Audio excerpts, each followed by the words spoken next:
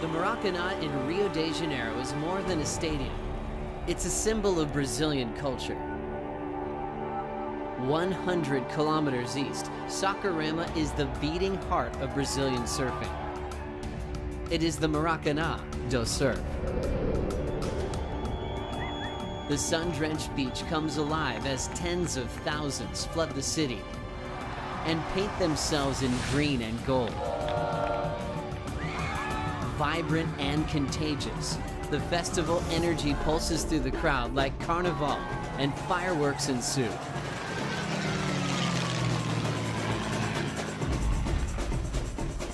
Unrivaled passion fuels thunderous roars for the greatest surfing nation of this era. This is the eye of the Brazilian storm.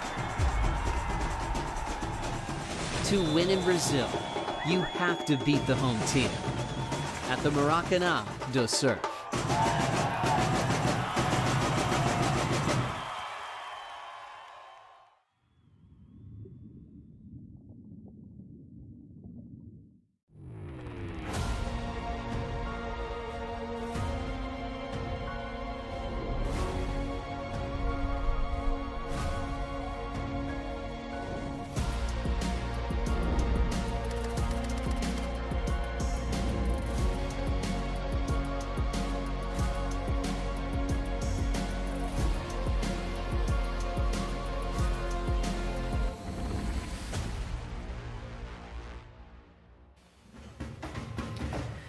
Welcome, surf fans.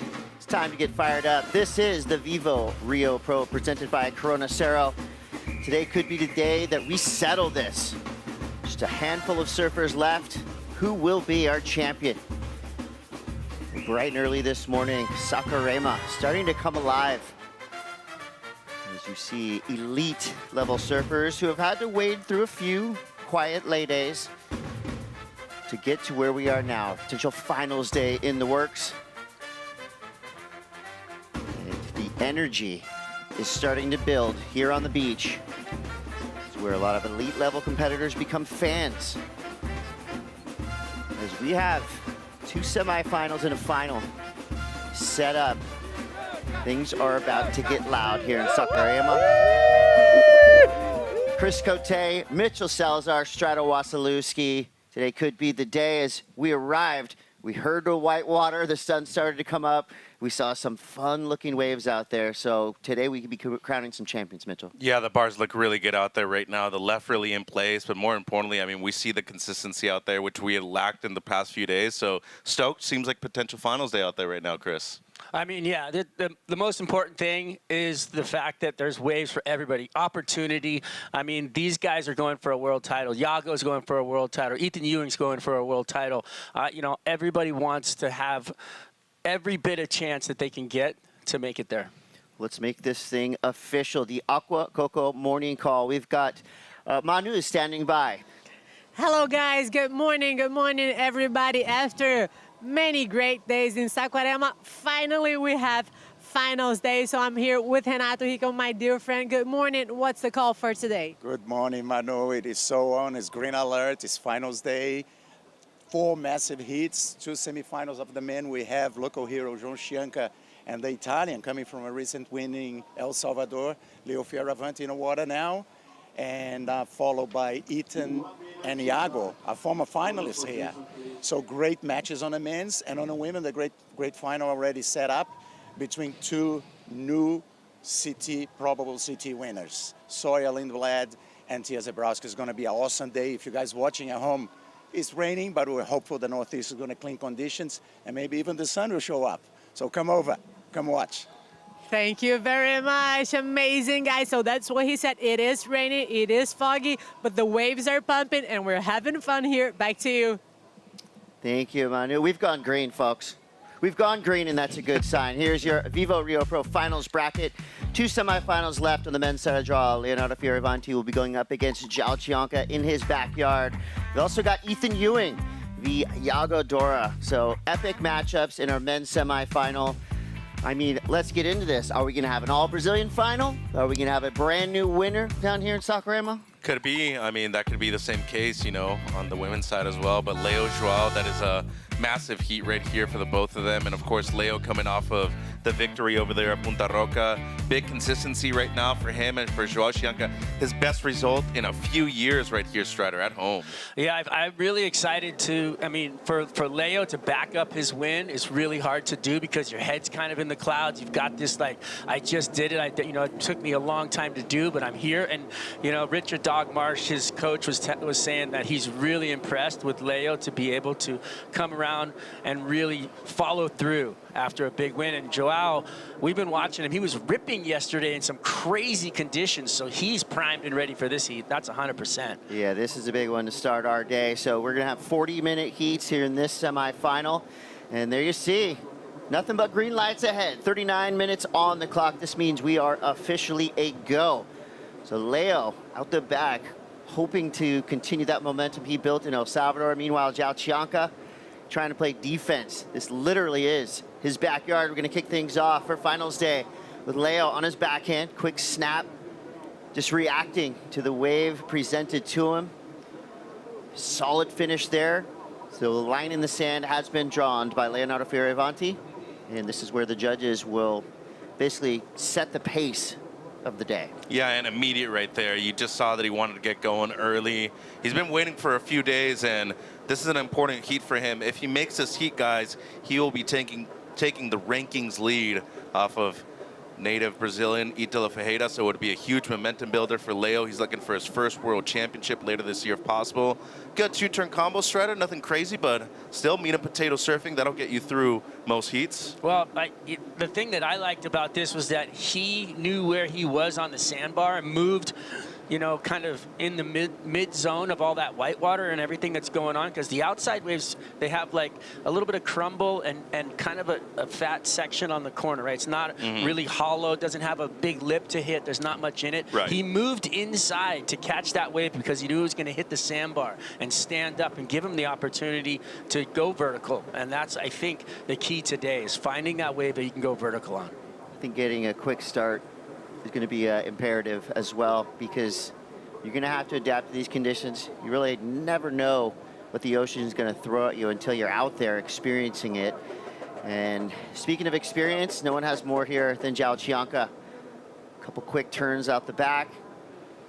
Has to kind of hop over a lumpy midsection of that wave. It doesn't go anywhere. See, that wave broke outside further. Didn't have the wall, didn't have, you know, the girth in it, didn't have a lip line to really hit. So I feel like this is going to be super, super important, is finding these waves that have enough lip line to get vertical and to impress the judges with, because this wave, you know, didn't give him any opportunity whatsoever. Yeah, and the main difference, I think, right here is just going to be the steepness, as you're talking about. But the swell is dying too, guys. So got to be really important to get things going early, make sure that you have the lead, not be chasing scores afterwards yourself too. But once again, massive moment for the local hero. Moved here when he was, you know, a teenager, about 13 years old, and has resided here since, Chris. So big moment for him here at home. Let's see if he can defend home court, especially considering that the waves have changed a lot since the last time these two guys served. I mean, remember, he had the 8 over there closer to the middle of the beach with the barrel. He's been going to the air a couple of times too.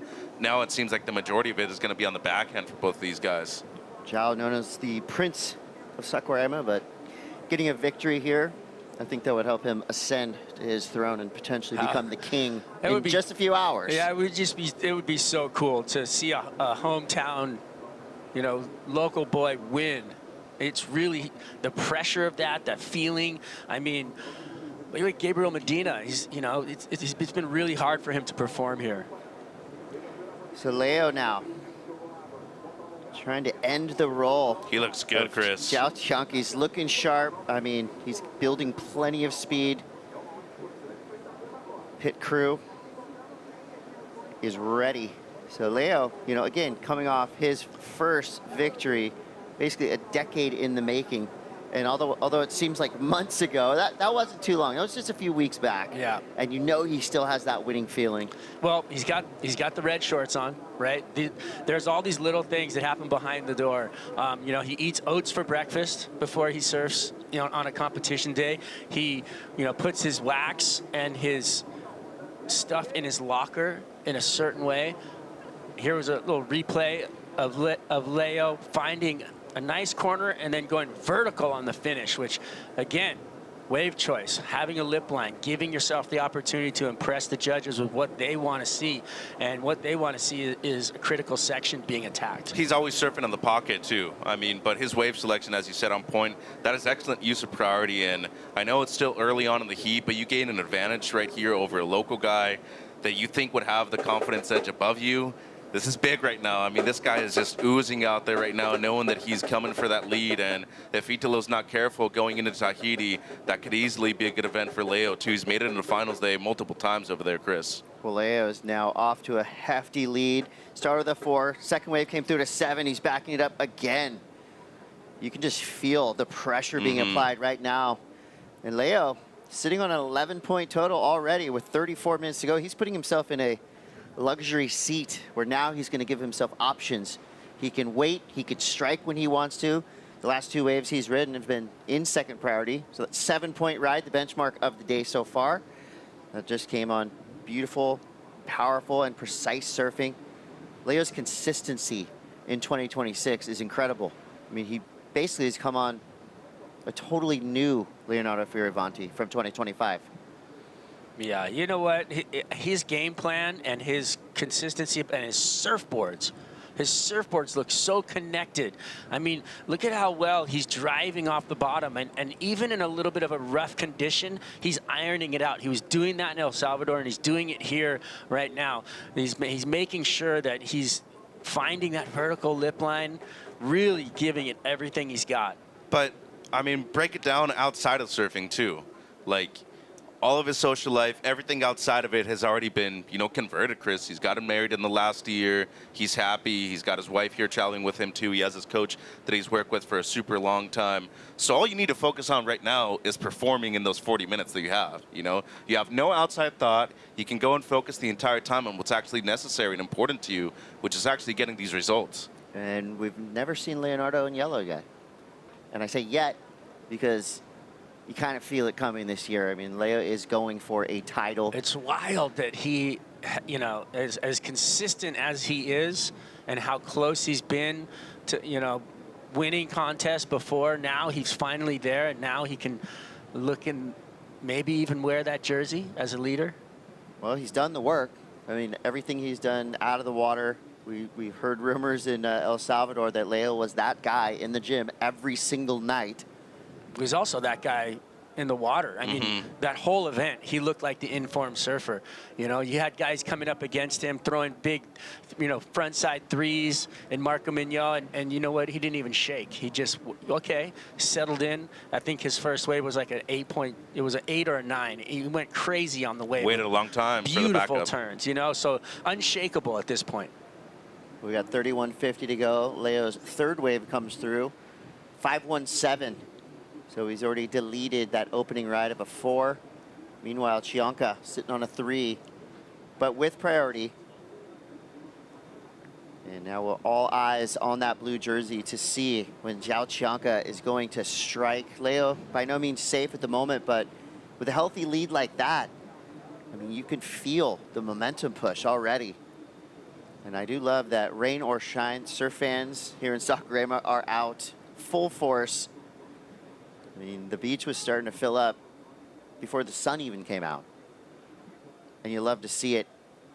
You know, the amount of respect that these fans have for all the surfers is beautiful. As we see now, go into the air, Leonardo. He just keeps on pushing. Air guy. I like that claim. Yeah, so That's Leo, the second one this event. he got here with a similar air. The one he did just a few days ago was super dramatic. He had no Business there was no making way that. to make There was that no air. business making that, and he did. He just willed it. So this one, a little bit more tame, but still awesome. Not an easy place to do an air. He goes straight into it, too, though. I mean, from that angle, it looked a lot more complicated as well. I think the other one didn't sell it as much, but, I mean, he literally drops in one strider and goes straight to the rotation, especially with all the rain, all the environment. You know. He was even a little late to the party on the takeoff. So for him to adjust and be able to push through that lip line coming over the top of his board was really impressive. That was a page out of Yago Dora's book right there. He never moved his feet either. Which is really cool. that'll be an interesting one for the judges. They're going to They like it. throw it out there quick. So 6s across the board. It's going to be a 6-point back 3 for Leo. In less than 11 minutes, he's got 13 points. Joao now needs a perfect 10 to move up in a first. So pretty much in a small combo right here, Chris. That's very impressive against the local kid that has just looked outstanding all event long. Well, Leo's looking and feeling good, no doubt. We're inside of 30 minutes now. So here in semifinal number 1, Leo with a healthy lead, but Joao still out the back with priority. The Natura kayak from space all the way down here to Saquarema, surf capital of Brazil. Super consistent break just outside of Rio de Janeiro. There's a series of peaks from end to end on this beach. Marinha, the right, Itonia, the left. But of course, on any given day, you're gonna be going right, you're gonna be going left, you're gonna be doing airs, you're gonna be getting barreled. This place is like a swell sponge, Strider. Yeah, it just magnetizes everything. It's unbelievable. I've never seen it flat, even on a report that's flat. There's even a little wave to ride, and it's really fun. I mean, it just funnels in. All that sand flow comes out from the river mouth there and the back bay, and then fills into the beach, creating all this sand. You know, you can see the coves on the beach. There's so many different sandbars that get created. It's beautiful. The swell just pumps in here, and I've seen it 10-foot, 20-foot faces out the back, rolling from that outer reef all the way across the entire playing field, which is probably a good 700 yards. And here we go. Joao now. He hits the section, and that was Careful. messy from the start, but I like the attitude. Go for it. I mean, the only thing you have to lose is a spot in the finals here. It's kind of a big deal. It's a big deal, but finals day, you're going to go for it. I love it. And everybody, you know, wants to see Joao go for it, and he goes. I think he was trying to go for a grab and then missed it. Everything got away from him. I feel like the wind maybe was blowing an opposite way and took the board away from him. But it seems like it was a late thought going for that slob grab attempt, though, and priority back to Leo right here. But, I mean, just speaking of Joao, he's pretty much been the biggest CI team rider for a few years now, and you see his results so far in 26, Chris. They haven't been amazing. Couple 9s in there, though, in WA, and, of course, the last event in Central America, too, where I thought he made major improvements. But, I mean, you talk about a relationship between him, his shapers, Brent Power, the team manager for Channel Islands, he's been here the whole time, too. Outside of that, too, Luis Pinga Campos, who's been in his corner since he was a young man, and still right here right now, coaching him, being his manager. Major deal for him to have that kind of, you know, support crew outside of his family right here at this event. Well, he needs to lean on everything at his disposal because he is not having a great year. For how good he surfs, those numbers to me are really surprising. I mean, this is a guy who should be fighting for a world title. He surfs that good. He's won events before. So, if every a big wave result here was in a heavy barrel, I think he would be winning the world tour. I mean, the guy, that heat against John Florence at Pipeline will go down in history to me. I mean, it was 12-foot on the first reef, 25-foot face barrels, and just absolutely throbbing. And he was holding his own, if not, you know, pushing John to do better. And that's something that's, you know, it's a huge accomplishment. Well, it's a testament to how deep the field is on the championship tour in 2026 when a guy this good, this fast, this sharp is having trouble. Hung up a little bit on the first turn, but he gets right back to it. Chonka now finding the inside section. Good conversion. Works this wave all the way through to the inside. Fans let him know. It's so cool when you're down there on the beach and the guys get on the back of the jet skis and go driving by and everybody's like hooting for him. They can hear that. They can feel that. All that energy flies right into him. So you can imagine the psych that he has, and then he hears it and feels it again. He's got enough time to get back out there, reset. You know, he really needs to find a better wave, though, because these waves are just not giving him the opportunity that he needs. He needs, you know, almost essentially a closeout to give him the opportunity to really bang away at something that's going to give him a score of substance. I still think it was a smart decision to go on that, though. Maybe you bait Leo into using his priority. He blocks you. It doesn't really, increase his chances of making it out of this heat that much, though. But your confidence does change a little bit. You had a couple of falls, a quick, in and out on the last one, Chris. So this is major for him right now, especially with the use of the ski. 25 minutes is a long time out here right now. There's plenty of waves. You just got to be on the right peak, though. I wonder, after a few lay days, if some of these surfers get it in their mind, Joao being one of them, that he's on his way already to the best result of the year, right? Do you rest on that? Do you think, oh, you know what, semis, that's pretty great. No. Stoked. No, you shouldn't. Keep pushing. Yeah, always. And I think that's why the guy in red is in the lead right now. I can assure you that he probably took 0 time off in between Monday until right now when we had this call this morning, knowing that there was a possibility to go a few days. And I think if you rest on that, you probably shouldn't have a chance at winning a championship, honestly, Chris. These people are here to win. These people are here to consider themselves some of the all-time greats, and I think that's why they've had so much success. The Brazilians have had right here in the past, sustaining that pressure on their shoulders. The only one that hasn't been able to win out of the big five, the world champions, has been Gabe. Outside of that, look at everybody else. Yago, Italo, Felipe, of course, winning the event 4 times, and De Souza won the event back here in 2017, too. Safe to say here on finals day, hunger levels are high. 24 minutes to go. Let's hear what the world thinks. So we got Leonardo Fierravanti and Joao Chianca, 2 of the most famous surfers on planet Earth. Your Banco do Brazil fan picks. Oh, wow. Interrupted by a hefty slash from Joao. Wave, not super easy to surf, but rides out of a dangerous situation. There clean. we go. That makes us excited. Anytime you're doing full-on airdrop floaters into the flats before 8 o'clock, you're doing something big. I was about to say, too, I think it's a smart move to look at these alley right strider. This is kind of his bread and butter right here. It's a quick paddle out, too, but really variety of maneuvers on this one compared to the lefts. Yeah, I liked it. And then the finish here is pretty dynamic and really hard to push out in front of that lip with timing. That thing cups out, sucks up so hard right there to get out in front of it. If you're behind it at all, boom, broken board, legs are flying everywhere, but timing perfect on the finish. That's going to give him a score that he's going to be able to rest on. Well, this place is notorious for those uphill landings, but Joao navigates it well. Rides out clean. It's kind of like a tap that turned dramatic quickly. So interesting score for the judges. They're going to sit there and think about this one for a minute. Obviously, huge ramifications on the line. We got potential yellow jersey switch. We got a potential hometown hero in the making. So 22 minutes, 34 seconds left. Plenty of time. Your Banco do Brazil fan picks are in. Joao Chianca comes through the slight edge, 56%. Leo with 44%. Growing by the event. Thank you, Banco do Brazil. That's wildly even to me.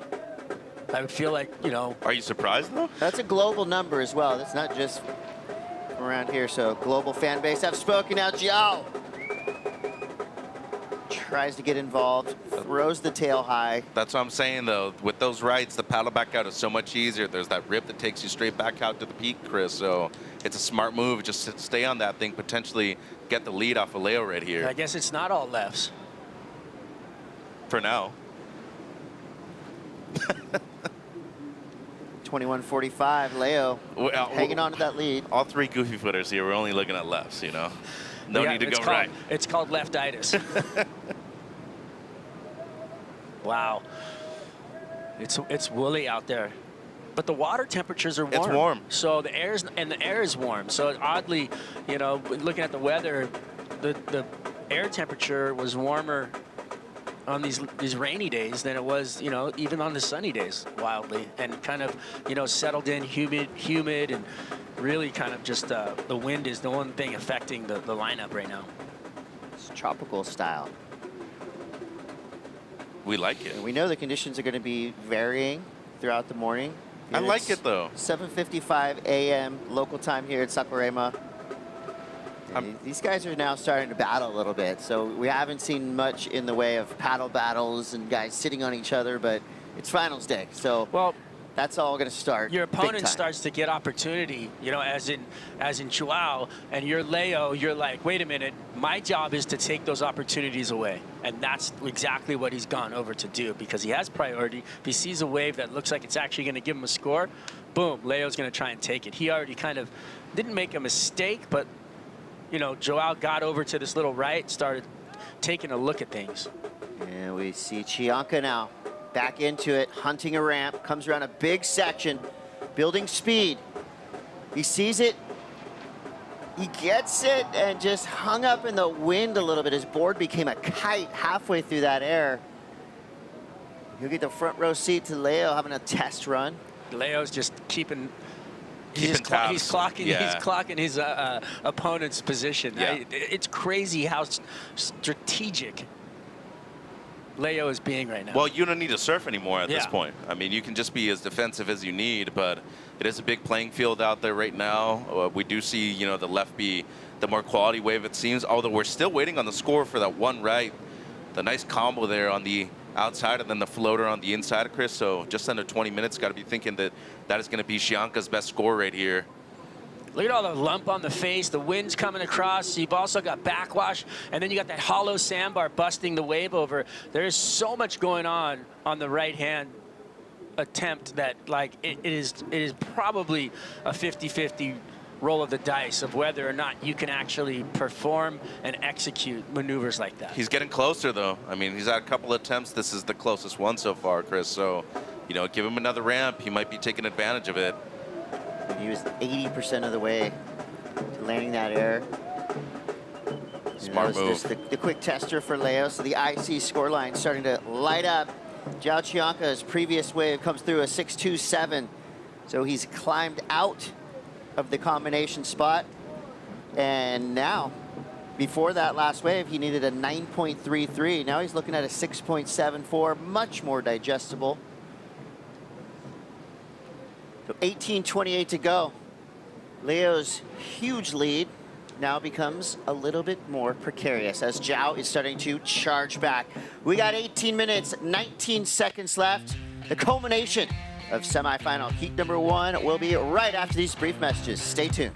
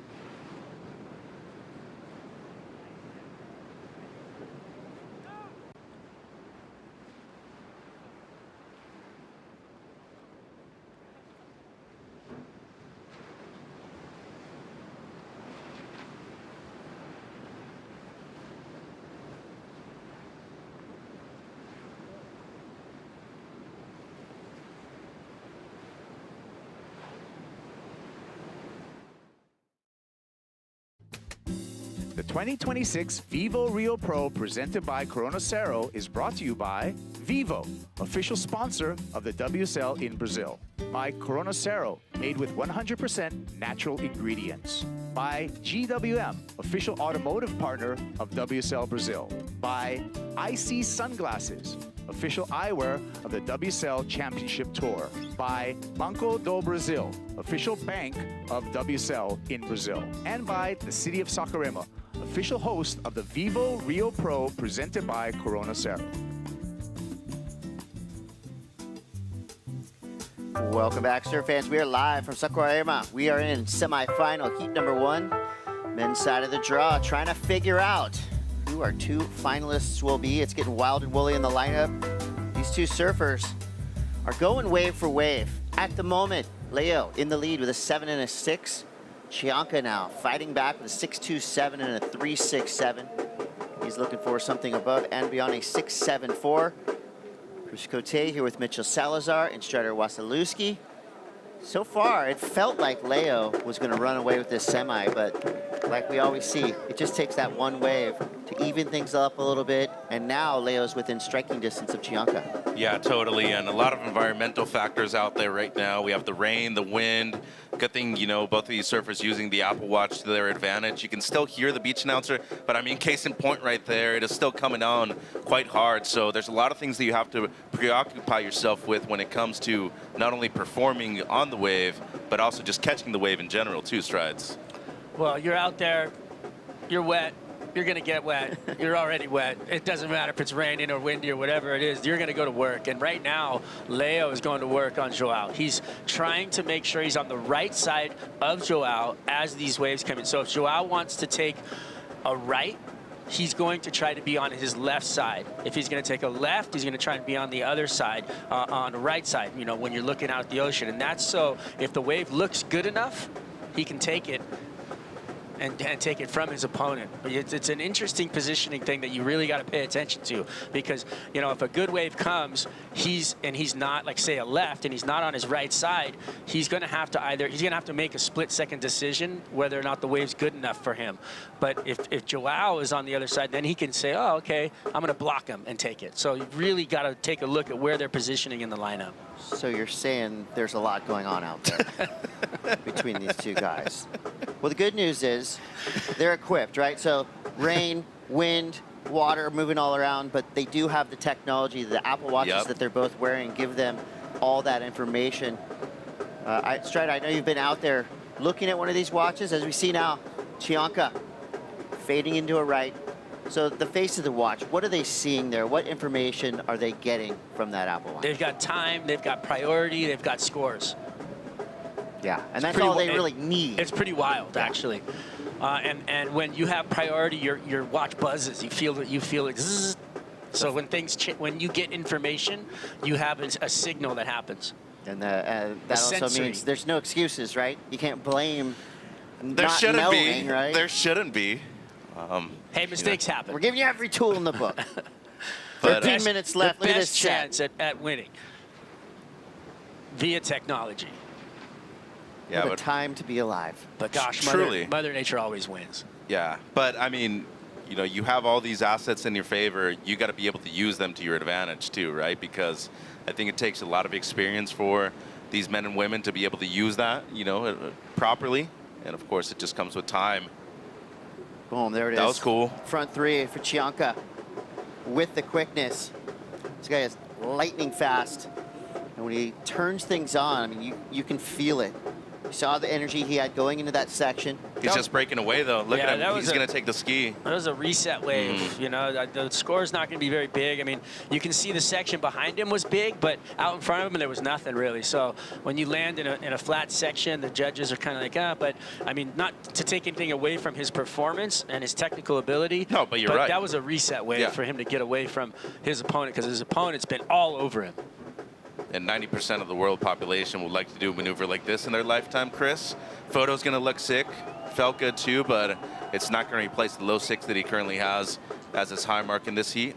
But as Strider was saying, just a reset wave, get away from Leo. Still have just under 12 minutes to try to take the lead right here, needing the second best score of the heat too, just under a 7, so there's time. So if you remember, this is how Joao got his high score.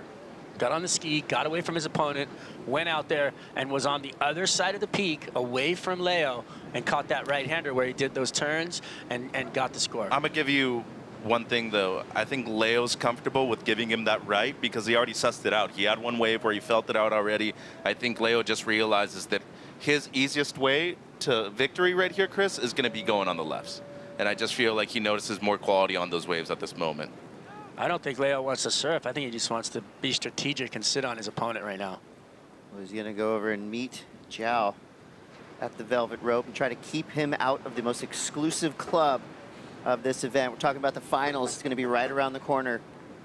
Leo looks pretty chill to me right now. Chianca has come through with his 10th wave ridden. Slight improvement over his opening backup score. So now he has a 3.83. Still needing a 6.74. So something matching, but a little bit better than the 6.27.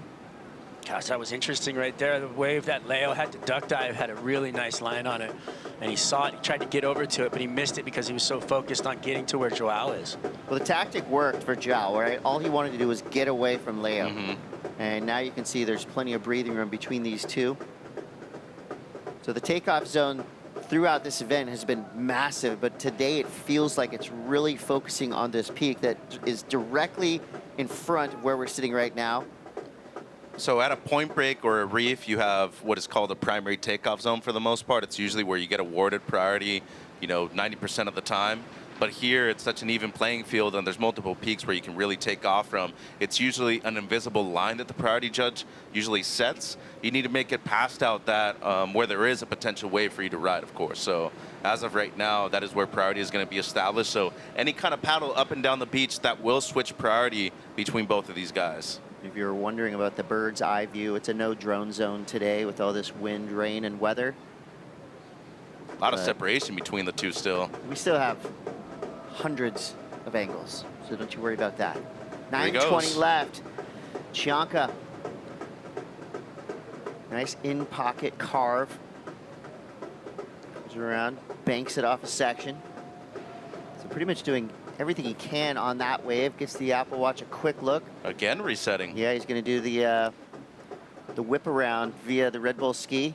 I feel like that's just a physical decision to not waste all of his energy to get back out through the lineup.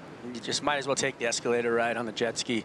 This wave, almost gave him opportunity. Almost had the lip line, but that little warble in the backwash took it away from him. So he's going to, relax, get back out there. But first turn, look at all the bump and lump and wind. That takes a lot of skill and strength to be able to pull that off with all that backwash coming off. It's a pretty nasty carve. Yeah, in the pocket too, but just not enough steepness for Joao to be able to get a score out of it. And regardless of what the conditions are throwing at these surfers, the judges are still looking for them to go into the most critical parts of these waves. We're talking about closeout sections, those bowly bits out the back. Super interesting too, because with that you have to be so reactive. There's the reading the ocean today is paramount, and trying to understand when that wave is going to stand up. You're bottom turning and there's nothing there, but you're kind of foreshadowing that there's going to be a lip to show up. And you're trusting your instinct to really attack something that's hasn't even shown itself yet, which is most waves you go to, you can see it coming. You can see the wave. They're predictable. Yeah, rising up in front of you. Right now today, there's none of that. You just kind of go into muscle memory. Bottom turn, straight into it. Whatever you see as you're coming up to the lip, attack it. 7:28 to go. Leo still in the lead. Chianca needing a 6.74. Looking for his 12th wave ridden in this semifinal heat. And, I don't want to get ahead of myself, but to me right now, Leo is competing like somebody who's fighting for the world championship. Chest puffed out. I mean, he knows where he's at right now in his position. Drops the 4, immediately goes to the 7. And after that, he backs up the 7. He does improve twice in a row. And since then, he's been a lot more cautious with the waves he's been riding. If you don't need to expend any energy, you don't need to do it. I mean, he still knows that he has another 40 minutes if he does advance to the final right here. Well, he's on the treadmill right now, trying to get over to his opponent. That paddle is just nonstop, if you saw that. Here we go, Ethan Ewing walking out. Wow, clash of the titans. 2 title threats taking to the lineup in semifinal 2. Rematch. Yeah, Ethan Ewing on the right side of the screen, preparing. I like the lighting effect here. Just adds to the build-up, to the drama.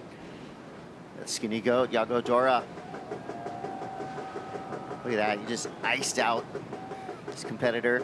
They probably shook hands before they walked out. I mean, Maybe. knowing these guys. I hope so. That would be cool. They did not even look at each other. I feel like these two guys right here are going to be talked about for the rest of the season as absolute title threats. There we go. Yeah, we knew that was going to happen.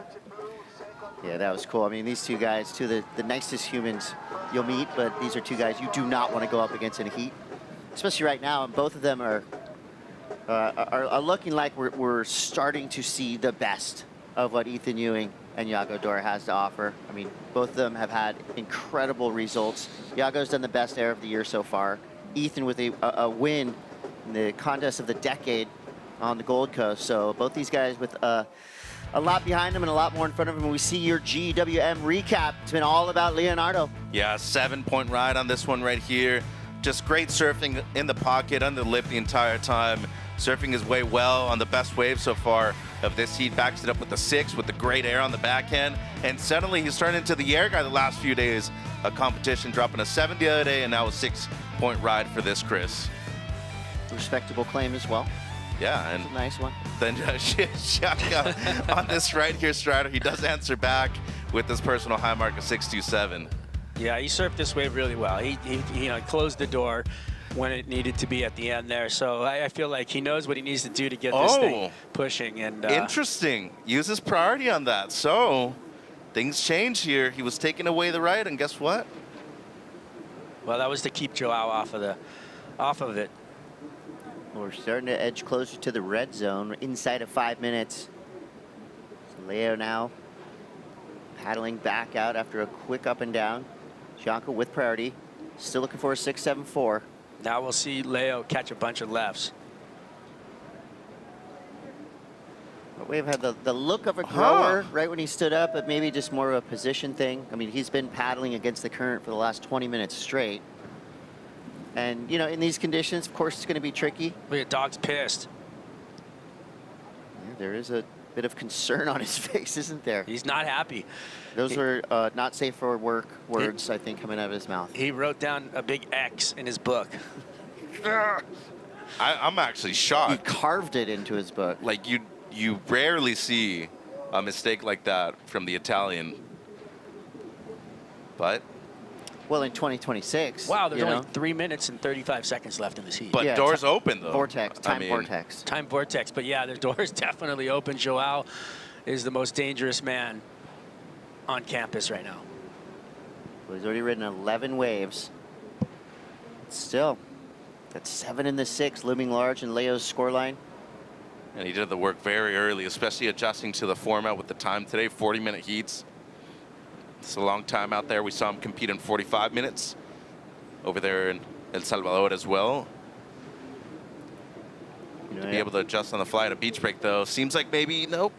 I do like pro surfers in situations like this where they really have to earn it. Nothing is going to come easy today. They do have the greatest job in the world, so sometimes it's nice to watch them suffer see him for suffer it. a little bit. Just really work for it. I mean, It shouldn't all be, you know, sunshine and rainbows all the time, No. you know. And Unicorns I think, and rainbows. you gotta And slay a few dragons to get Yeah. to the princess sometimes. well, it's the championship tour, but that doesn't always mean that it's guaranteed that it's going to be perfect. It's going to be easy, and I think it should be challenging a lot of the times too. And you that's know, why I like Brazil, because they come here and they know they're going to have to scrap. Right. This is just, there's no, like, you know, it's not easy. And that's the part about coming here, which I really enjoy, is that it is the scrappiest event. People are going to have to deal with so many different elements here, including the crowd, including the backwash, you know, including the rain or the wind or whatever it is. It's just, it's going to be diverse. Well, it's you know, beyond barrels, turns, and airs.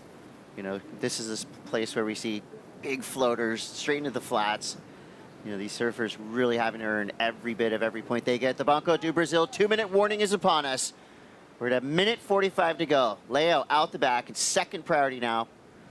Just hoping to try to bait Chanka into a wave that does not give him the opportunity. 1:35 to go. Chanka now has to lean in on every bit of hometown local knowledge he has acquired over the past years here in Saquarema.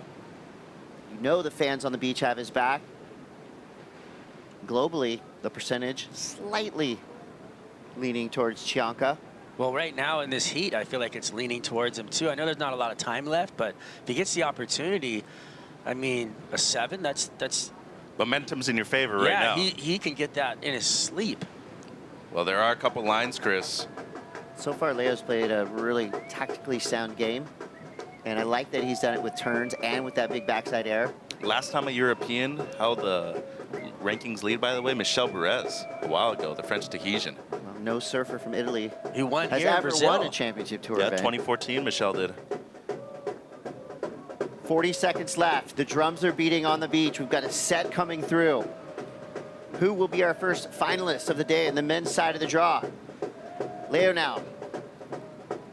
Building a little bit of distance between the two. Joao letting him go.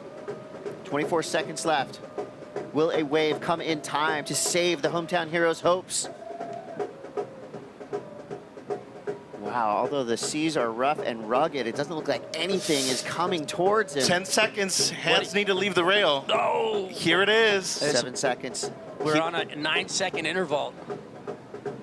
First wave just mows him. Oh, It's that's over. it. Wow, started with a bang and ends with some joy from the Fioravanti camp. Okay, is Dog gonna yell at him when he comes into the? Of course. Of course. Hey, good job. But what was that? As one small mistake, he Yeah. still got the win. Back-to-back finals for Leonardo Fioravanti. We are witnessing something very special. Give it up to Joao Chianca. He made his hometown proud, making it all the way through to the semifinals, his best result of the year so far. So he can be excited heading towards the next event in Tahiti. Does that mean Leo takes the yellow jersey? Let me do the math in my head. Yes. Confirmed. I think Leo's going to look good in yellow. Wow. Well, we've got another incredible semifinal to come up right after these brief messages. We got Ewing. We got Dora. Don't go anywhere. It's the VIVO Rio Pro presented by Cero.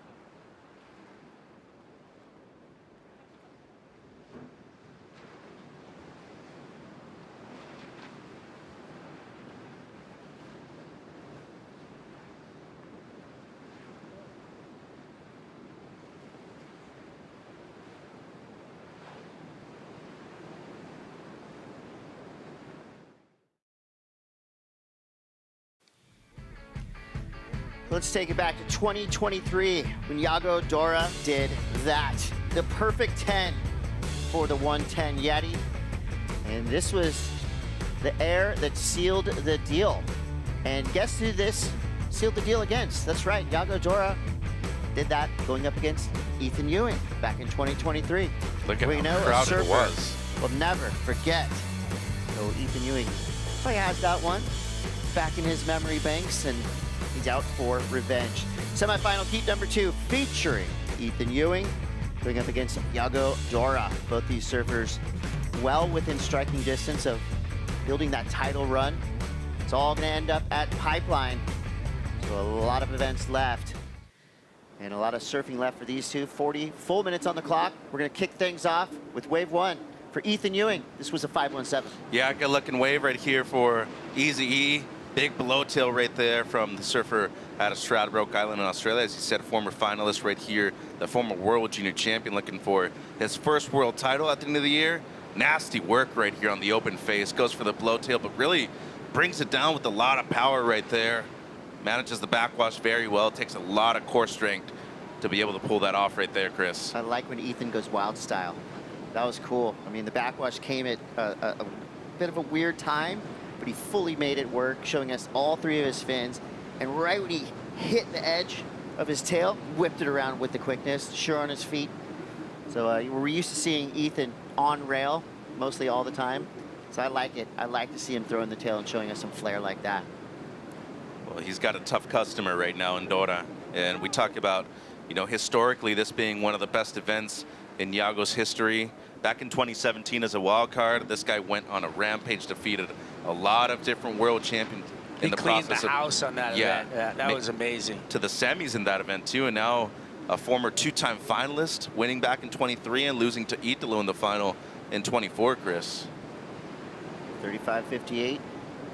Yago had a quick up and out, 0.50. It'll be interesting to see what this wind does to Yago's airs. I think they're going to be kind of pushing him from the back. But it makes it a little bit harder to stay on your feet when you don't have the wind pushing the board at your feet. New rankings leader. Uh-oh. Leo now. Smiles from the pit crew, knowing that he's achieved greatness already, making his second final in a row. Great contest for Joao too. I mean, I know he's feeling the pain right there, but I'll be honest, I'm really proud of him for surfing the way he did and putting up a good result for the year. Yeah, I mean, that just shows us how bad he wants it. He's in the Naturo kayak shower, just kind of exercising his demons. But full credit to Joao, great event.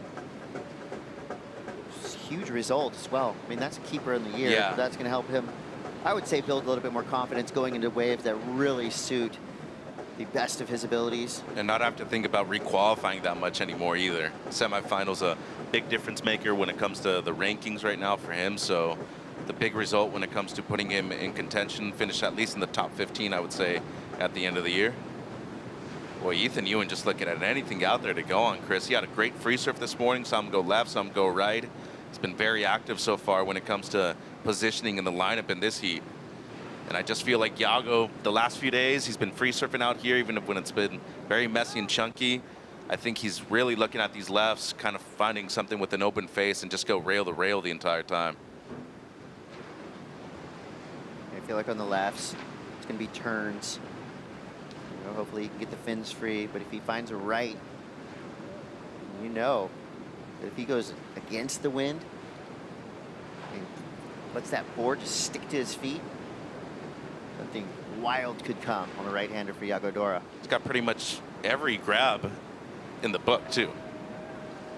We got 33.48 to go as we wait for the next set to roll through. Let's go down to the glass with a back-to-back finalist, Leonardo Fioravanti. Hello guys, I'm here with Leo Fioravanti, one more final in challenging conditions against a local here in Saquarema. And now we're in the final, wearing the yellow jersey. How does that feel? Felicitazione.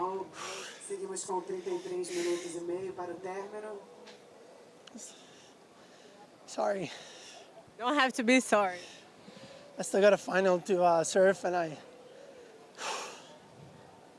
I'm trying to hold my emotions in, but it's crazy. This is what I've dreamed of my whole life, you know, like being in these positions. And I know there's a long way to go, and you know, achieving world #1 is incredible, but of course the dream is to be there at the end of the year. So of course I don't want to get ahead of myself, but the emotions are high because it's a dream come true. That yellow jersey is something that I've looked at my whole life, and to have it with back-to-back finals is a dream come true. And yes, the job is not done yet. There's still one more heat to go. So, don't hold your feelings. Now you can say in Italian, please. È una sensazione incredibile. Numero 1 al mondo, doppia finale di fila. Questo è veramente un sogno, però il lavoro non è finito. Manca una hit, un'altra hit si può fare. Grazie a tutti per il tifo, si va avanti. Dai! Grazie Leo, felicitaciones. That's what we like to see, guys. Dreams coming true. Here in Saquarema, it's finals day. Back to you. Thank you, Manu. Forza Fioravanti. There's your t-shirt. So those of you out there that want to jump on the Leo bandwagon, that could be your new slogan. Bumper stickers, t-shirts, koozies, mugs, whatever you want. Everything. Forza Fioravanti. The man's on fire, back-to-back finals.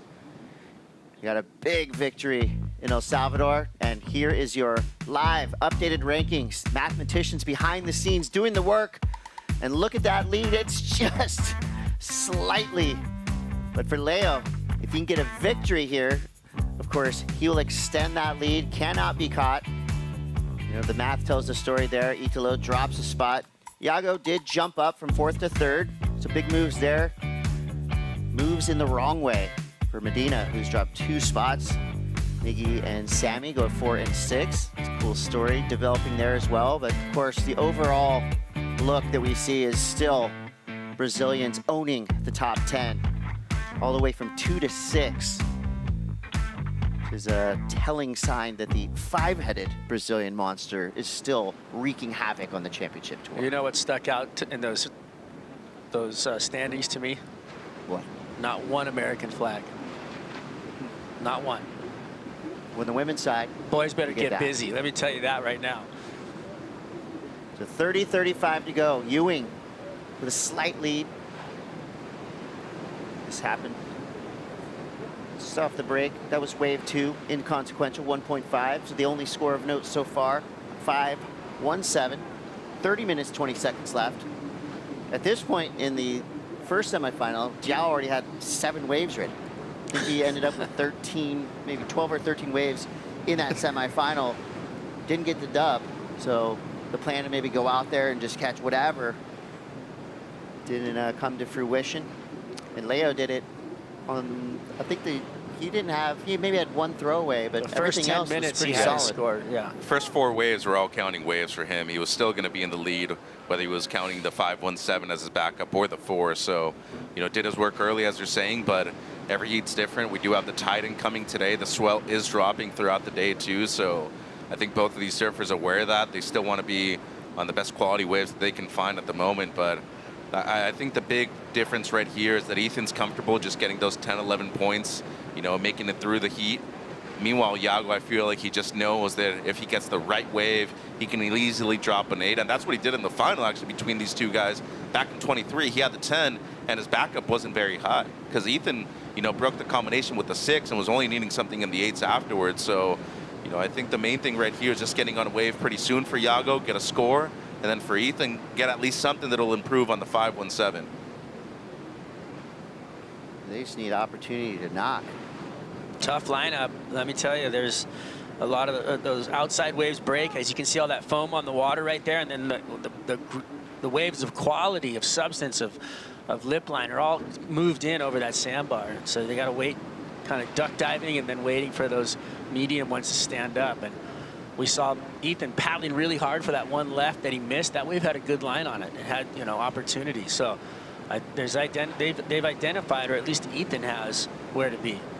These waves are super fun to free surf in. You get a lot of rides, punchy corners, you know, obtuse, strange sections coming at you to try to figure out.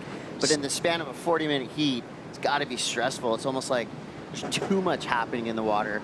And to try to identify a wave that's going to give you the opportunity for a 7 or an 8. I mean, that's why these guys are just the elite. It's not just because of what they do on the waves, but it's every decision they make leading up to even standing up on the wave.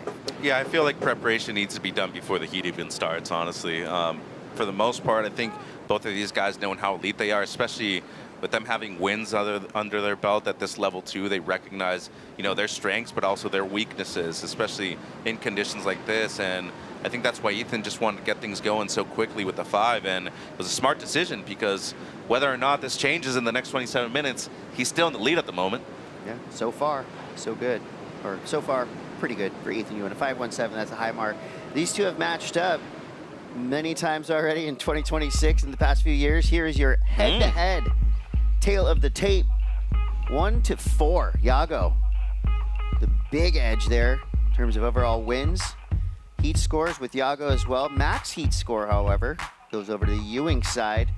But the max wave score doesn't get better than that. The perfect 10 in the 2023 VIVO Rio Pro Final, held by Yago Dora.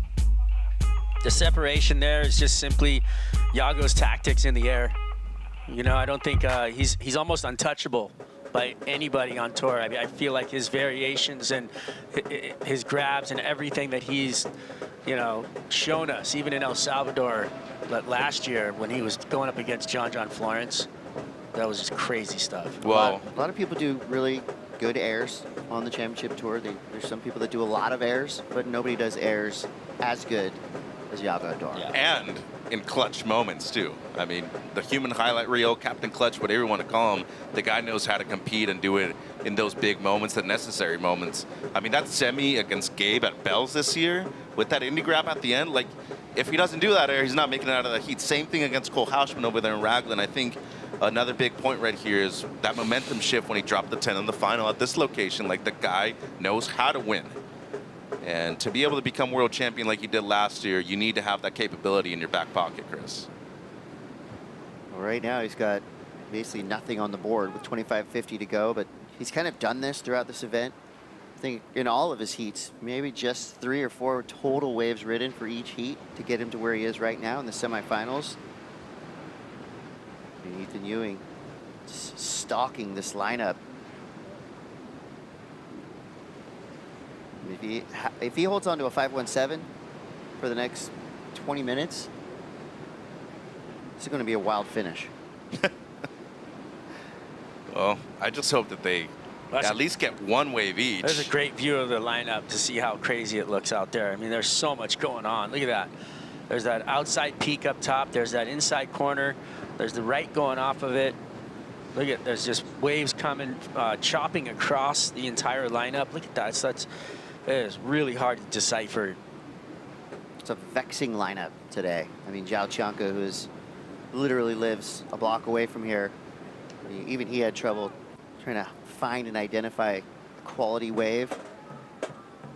Leonardo Fioravanti in the final, waiting to see if he'll be going up against Ethan Ewing or Yago Dora. At the moment, Ewing's on top with that 5.17.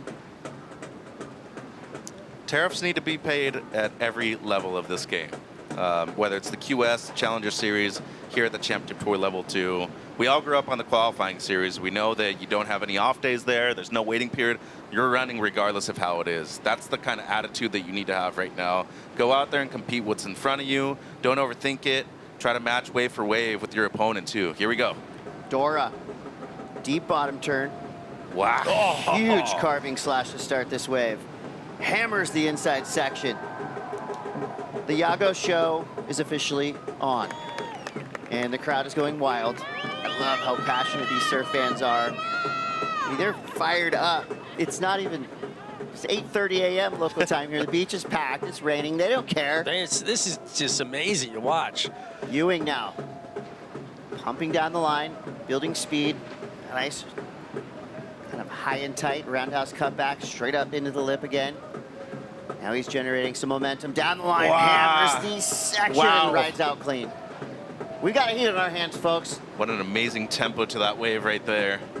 Gosh, I mean, he was all over the place on that one, reading every bump perfectly. So the judges now have something to chew on. Two polar opposite waves, but both ridden at an elite level. Yeah, this opening section for Ethan isn't very steep, but he gets to this last one, just times it perfectly with the backwash. That was excellent stuff. High degree of difficulty right there. That last maneuver. Good contrast on the left, though, Strider. Yeah, you know what? Yago really waited for that. You see the way he took off on that wave? He actually waited for it because he saw the opportunity coming down the line. So he kind of late dropped it and then did this huge carve. I mean, that was a massive clean rails and a big finish, you know, coming out in front of the whitewash. So that was a two-turn banger that I feel like was the wave of the heat. Depending on, you know, how the apples to oranges play out. But this turn right here, really strong. And look at the rail line. Perfectly is engaged, everything pushing out on the fins at the end there. I mean, everything about that turn was perfect. And he was perfect off the top at the end, too. So I feel like not a lot of risk, but definitely he could be, he will be rewarded. A lot of risk in that first carve. Yes, pretty yes, darn but hard not to at do the that. end. I was talking about the end section. Okay. Yeah. Bro is smooth with it. I mean, to surf that stylishly in conditions like this is so hard. And the speed, power, flow equation, all right there. The judges agree. 8.17 for Yago Dora, right back into it. Ethan Ewing comes through the 6.50. So now we're into the double digits. Double E with 11.67. Yago needs a 3.50. So there's your IC scoreline. So the judges liking it. Nice and clean down the line. Eights So and eights, impressive. fives. So impressive. I just, you know, the reason I feel like Ethan's wave didn't come up that high was that those outside sections didn't give him, you know, the wave was kind of against the grain. Usually you kind of get the wave to stand up a little bit, but the wave didn't really have that lip line. And then to see the other side of the clean, heavy section that Yago found and waited for it, and really just the turn in the corner, all the power utilized of the wave in the turn, really well done. And who's more chill than Yago? You know, in these heats? Maybe Ethan. Look at that. three waves in the event's top 5 waves of the event belong to Yago Dora. It's pretty crazy to think about his consistency at this break right here too. And that's the main difference between a rookie and a seasoned surfer right here. They recognize that in order to get an excellent score, judges want to see you on a good wave on the outside. And to your point, Strider, I mean, the 6 was great. This was excellent though, especially with that fade at the takeoff. Yeah, that set everything up for the whole wave, and for him to identify that way before, you know, that's hard to do on a day like today. You know, he was paddling for that wave, and you saw him going as deep as possible, and that's what set up the entire wave, was how far back on the wall he could get so that he could attack from behind and come up into the section of consequence. I feel like Yago's just keeps improving in his power surfing. You know, he's getting bigger, he's getting stronger. He already won the title, and that was not just based, of course, on progression. I mean, plenty of power on our final 5-day in Fiji. He was gnarly out there. Going Aki mode. It was big and gnarly and chunky, and it just kept growing and getting heavier and heavier, and he was on attack mode. Watching him really push power for power there was something else to see. I mean, he was really going for it. So definitely a big feather in his cap on that side of the fence. You're right. The power surfing, really strong. He just keeps putting bricks in the wall, trying to stop Ethan Ewing right now. Ethan in the lead, but it's a little bit precarious because Dora is needing a 3.50. Of course, everybody, including Ethan, knows what Yago's capable of, but Yago knows what Ethan is all about as well. I mean, rarely makes mistakes, always seems to find good waves. Here's your Surfboard Empire CT Shaper Rankings presented by VEA. The Moment lost on top with a healthy lead. Sharp Eye second, DHD, JS, Channel Islands following. And Sharp Eye already has 2 finalists right here, potentially 2 victors as well with Leo and Tia. Tia's been on a roll with her Inferno 72 DH right here with Ethan Ewing represented. CI had the semi with Joao, of course, but Mayhem could have 2 finalists, Strider, Yago and Sawyer. The contest within the contest. We could be 2 for 2. It's so great too to see the Shapers being highlighted, because they're the second half of the equation, right? Your equipment is so important at this level. It's really fun to see these guys getting their mention and the respect and the recognition that they deserve. Yago floating to start. Now he goes into a series of turns, throwing tons of spray. Just good clean surfing. The wave was not easy to ride. Yago made the most of it. Here the fans starting to light up, and we're starting to see the screen light up as well. Feel a little poke of sun coming through. He's gonna take the lead with this wave, and really hard to surf, like you said, but the open turn right there on the face and the closer, 2 strong turns. Probably mid-range 6 right in there, maybe a 6. I just feel like he knew exactly what he wanted to do, which was put himself out in front, give himself the opportunity to go out there and wait for an even better wave. That is world class though. He made 1 small foot adjustment after the first setup turn and then goes into the carve and just fully belts that thing too, pushes water the entire time, gets the combo at the end, and a lead change too, Chris. Big thing right here with just over 17 minutes now too. Yeah, Yago was looking for a 3.5, nearly doubles that. Comes through at a 5.83. And that just shows you that his tactical mind is right there, even with his just freakish abilities, making him the complete surfer. Oh, rain's gone, drone's up. Let's go. Now we get a great overview of the playing field we have today in Saquarema. And that vision, tells us that this lineup is a lot tighter than it's been through the previous week. I mean, all these surfers have gone back to the general same area.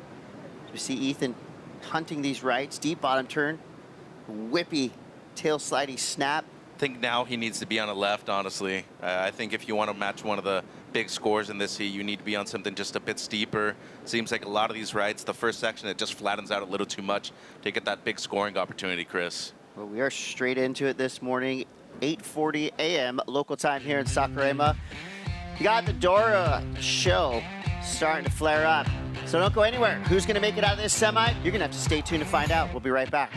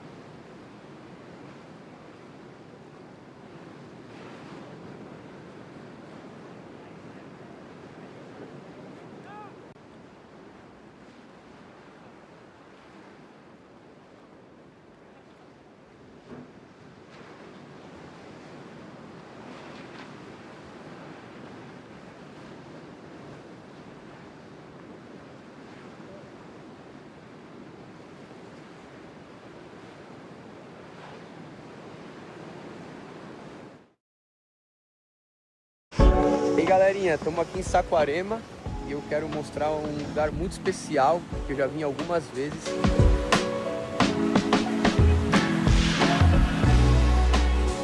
A gente tá nessa praiazinha, uma joia aqui dentro de Saquarema. Põe o pé na areia, olha pro mar, a primeira coisa que a gente vê é se dá para surfar aquela onda e o que é que dá para fazer. Meu pai vinha para cá muito antes de eu nascer para pegar onda e poder estar encerrando a minha carreira de surf profissional aqui no Brasil, em Saquarema, né, no maior palco que a gente tem. Foi algo muito especial e que eu jamais vou esquecer os momentos que eu vivi aqui em Saquarema, com certeza.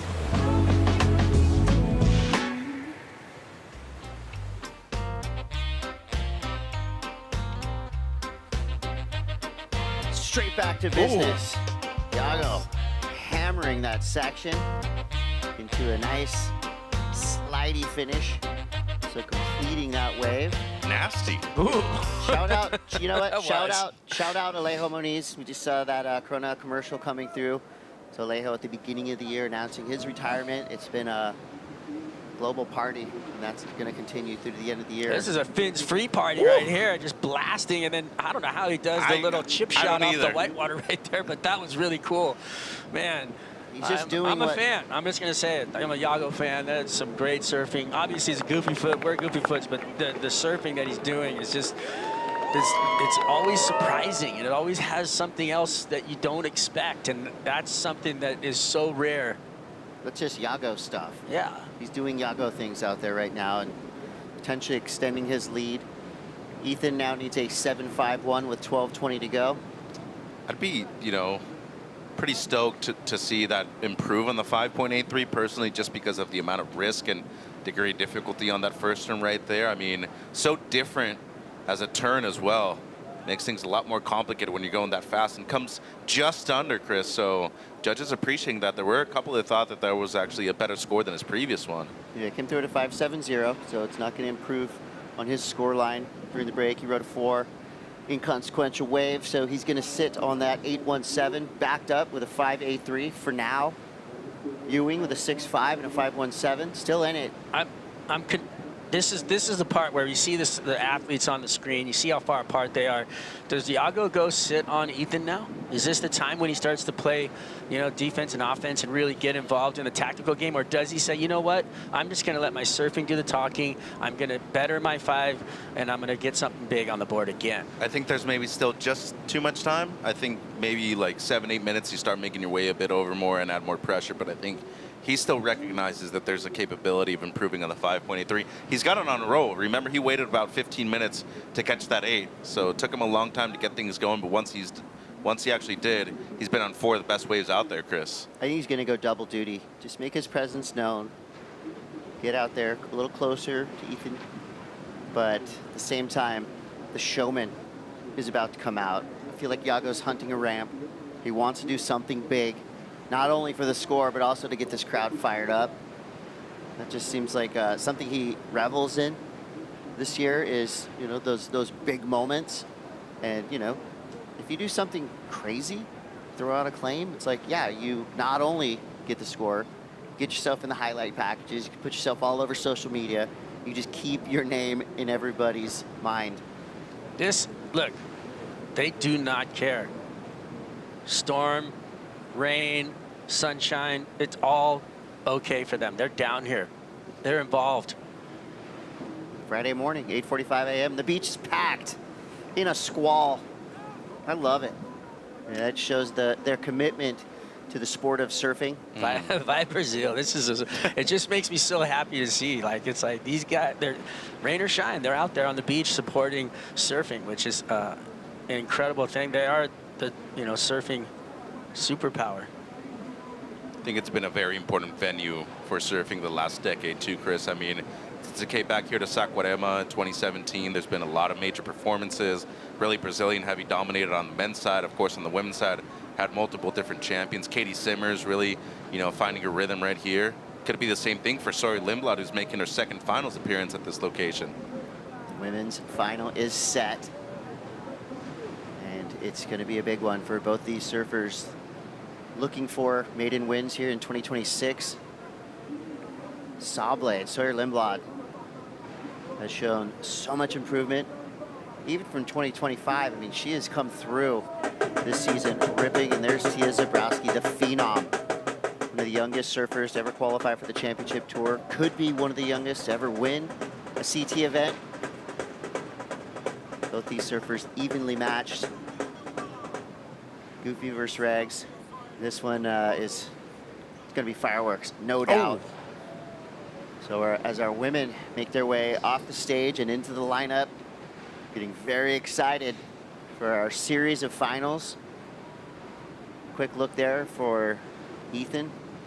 Using priority, finds a beautiful, wow, that was a really incredible turn right there. A lot of power. Good vertical section for him to attack. So there's, you know, Mitch, I think he heard you. He's going to get over there on those lefts and try to do some work to claw his way back into this heat. But that one turn was a solid mid-range score to me. But he was all dressed up with nowhere to go.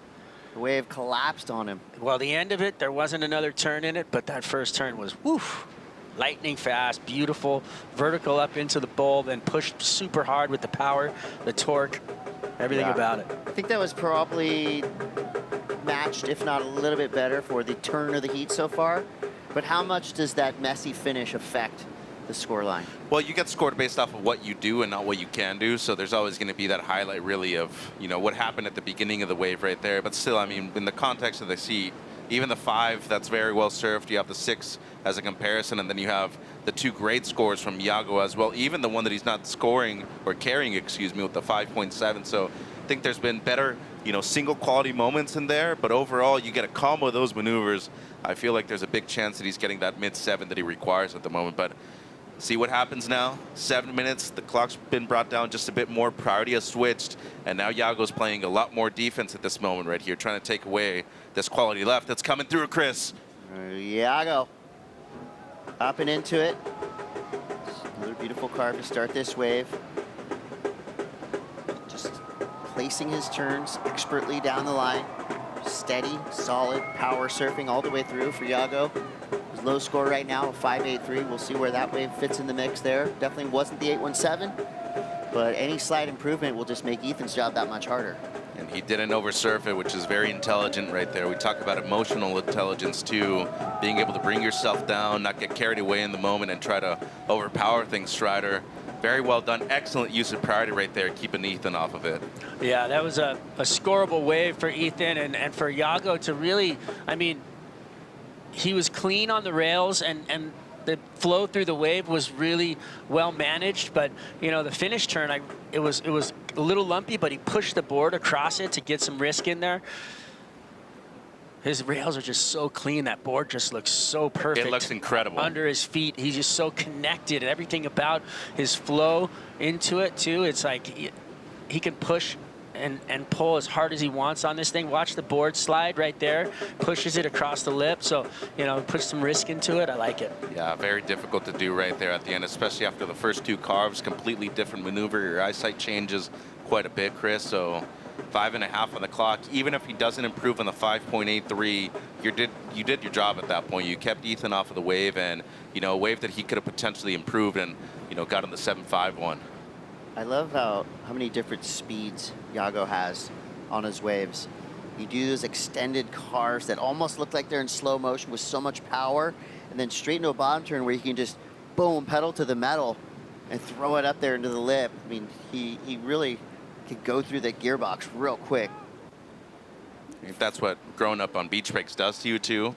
You know, you have to make those slight calculations and adjustments on the fly, on the spot, and you know, for him right now, especially where he's at in the rankings, he cannot surpass Leo when it comes to taking over the lead. He can move up to number 2 though, and that would be huge for him heading into a place like Tahiti where he's made it into finals day before. We all know that he has good memories over there in Fiji winning the world title too, so back end of the season is just as good for him as it is at the beginning of the season too. We're going left. We're going left in Tahiti, we're going left in Fiji. Can't wait. And a lot of us would be going left at lowers too. Yes, so. 100%. 4:20 left here. Dora in the lead. His last wave comes through a 6.13. That means Ethan now needs a 7.81. How'd we get here? It's your GWM recap. And he surfed good. This is high mark, a 6.5, just flatter on the outside. Beautiful second turn that really sets up this inside. Spring loads and executes well. And we talk about a 6.5 being well earned. I mean, he got every single point out of that one. Boom, the 8 I mean, this was just such beautiful surfing. That driver 3.0, 6.0, squash tail under his feet. He's looking like a magic carpet ride out there. Everything about it looks super clean and fundamentally perfect, but then, you know, is able to throw the risk in there. Obviously, that's what he's known for. Brilliant surfing so far for Yago Dora. And to add to our incredible prizes, points, money, etc. These surfers now battling for the GWM Tank 300. So as the men's and women's finals take to the lineup, at the end of the day, whoever has the highest heat total as your winner is going to be driving off in the GWM Tank. That is sweet. Only one will be given out. They let me sit in the seat yesterday. How'd it like feel? a couple of minutes. It was awesome. Nice automobile? Yeah. I'm going to try to make friends with whoever wins this event so I can super techy inside there too. There's all kinds of buttons. Well, needing pretty much an 8 right here is Ethan. He's got time, he has priority. You know, and one major overlooked thing about Ethan too is that he has a big blowtail reverse that we don't normally see because he doesn't need to break it out that much, but I feel like he gets the right section on the outside. There's a possibility that we do see that. On a backhand? He has it on both, actually. So we haven't seen him win an event going left so far when it comes to the championship tour. We've only really seen that going right. But I remember their final back in 23. He broke combo with one big blowtail reverse. Well, he's going to have to do something big. You got to make it abundantly clear to the judges. Correct. We're talking throw everything. Throw lawyers, guns, and money at this next wave if you're Ethan Ewing. You got to make it obvious to our judges. You don't want to surf for the 7.61. You want to surf for the 10. You know, you don't want to leave it in their hands and be standing on the beach wondering if you got the score. Yago now flying into he was close. oblivion. The Banco do Brazil 2-minute warning. That guy's got a nice little barrel. I could see you with that in his haircut. hair. Yeah, Hair barrel. I'm gonna screenshot that. I'm gonna bring that to the US Open in Huntington Beach, right around the corner. So the Challenger Series will be flaring up very soon. Before we get there, we gotta get through another minute and a half of Dora v. Ewing. This frontside attempt right here was just ridiculous. Everything was perfect. Elevation, the grab. I don't know how, when he came down, he just barely chipped the outside rail into the whitewater there, and that's what took him out. But he was on his way to a massive score right there. That would have been the best way of the heat. He's one of those guys that when he doesn't pull an air like that, it's kind of like, oh. Yeah, but did you see his takeoff, like where he left the lip? Most airs, you see the guys going kind of out laterally, or they're getting their tail high. Sideways, He yeah. literally Superman straight up into the air and then went for the rest of it. That was a defying gravity moment right there that, like, you don't see airs done like that very often at all.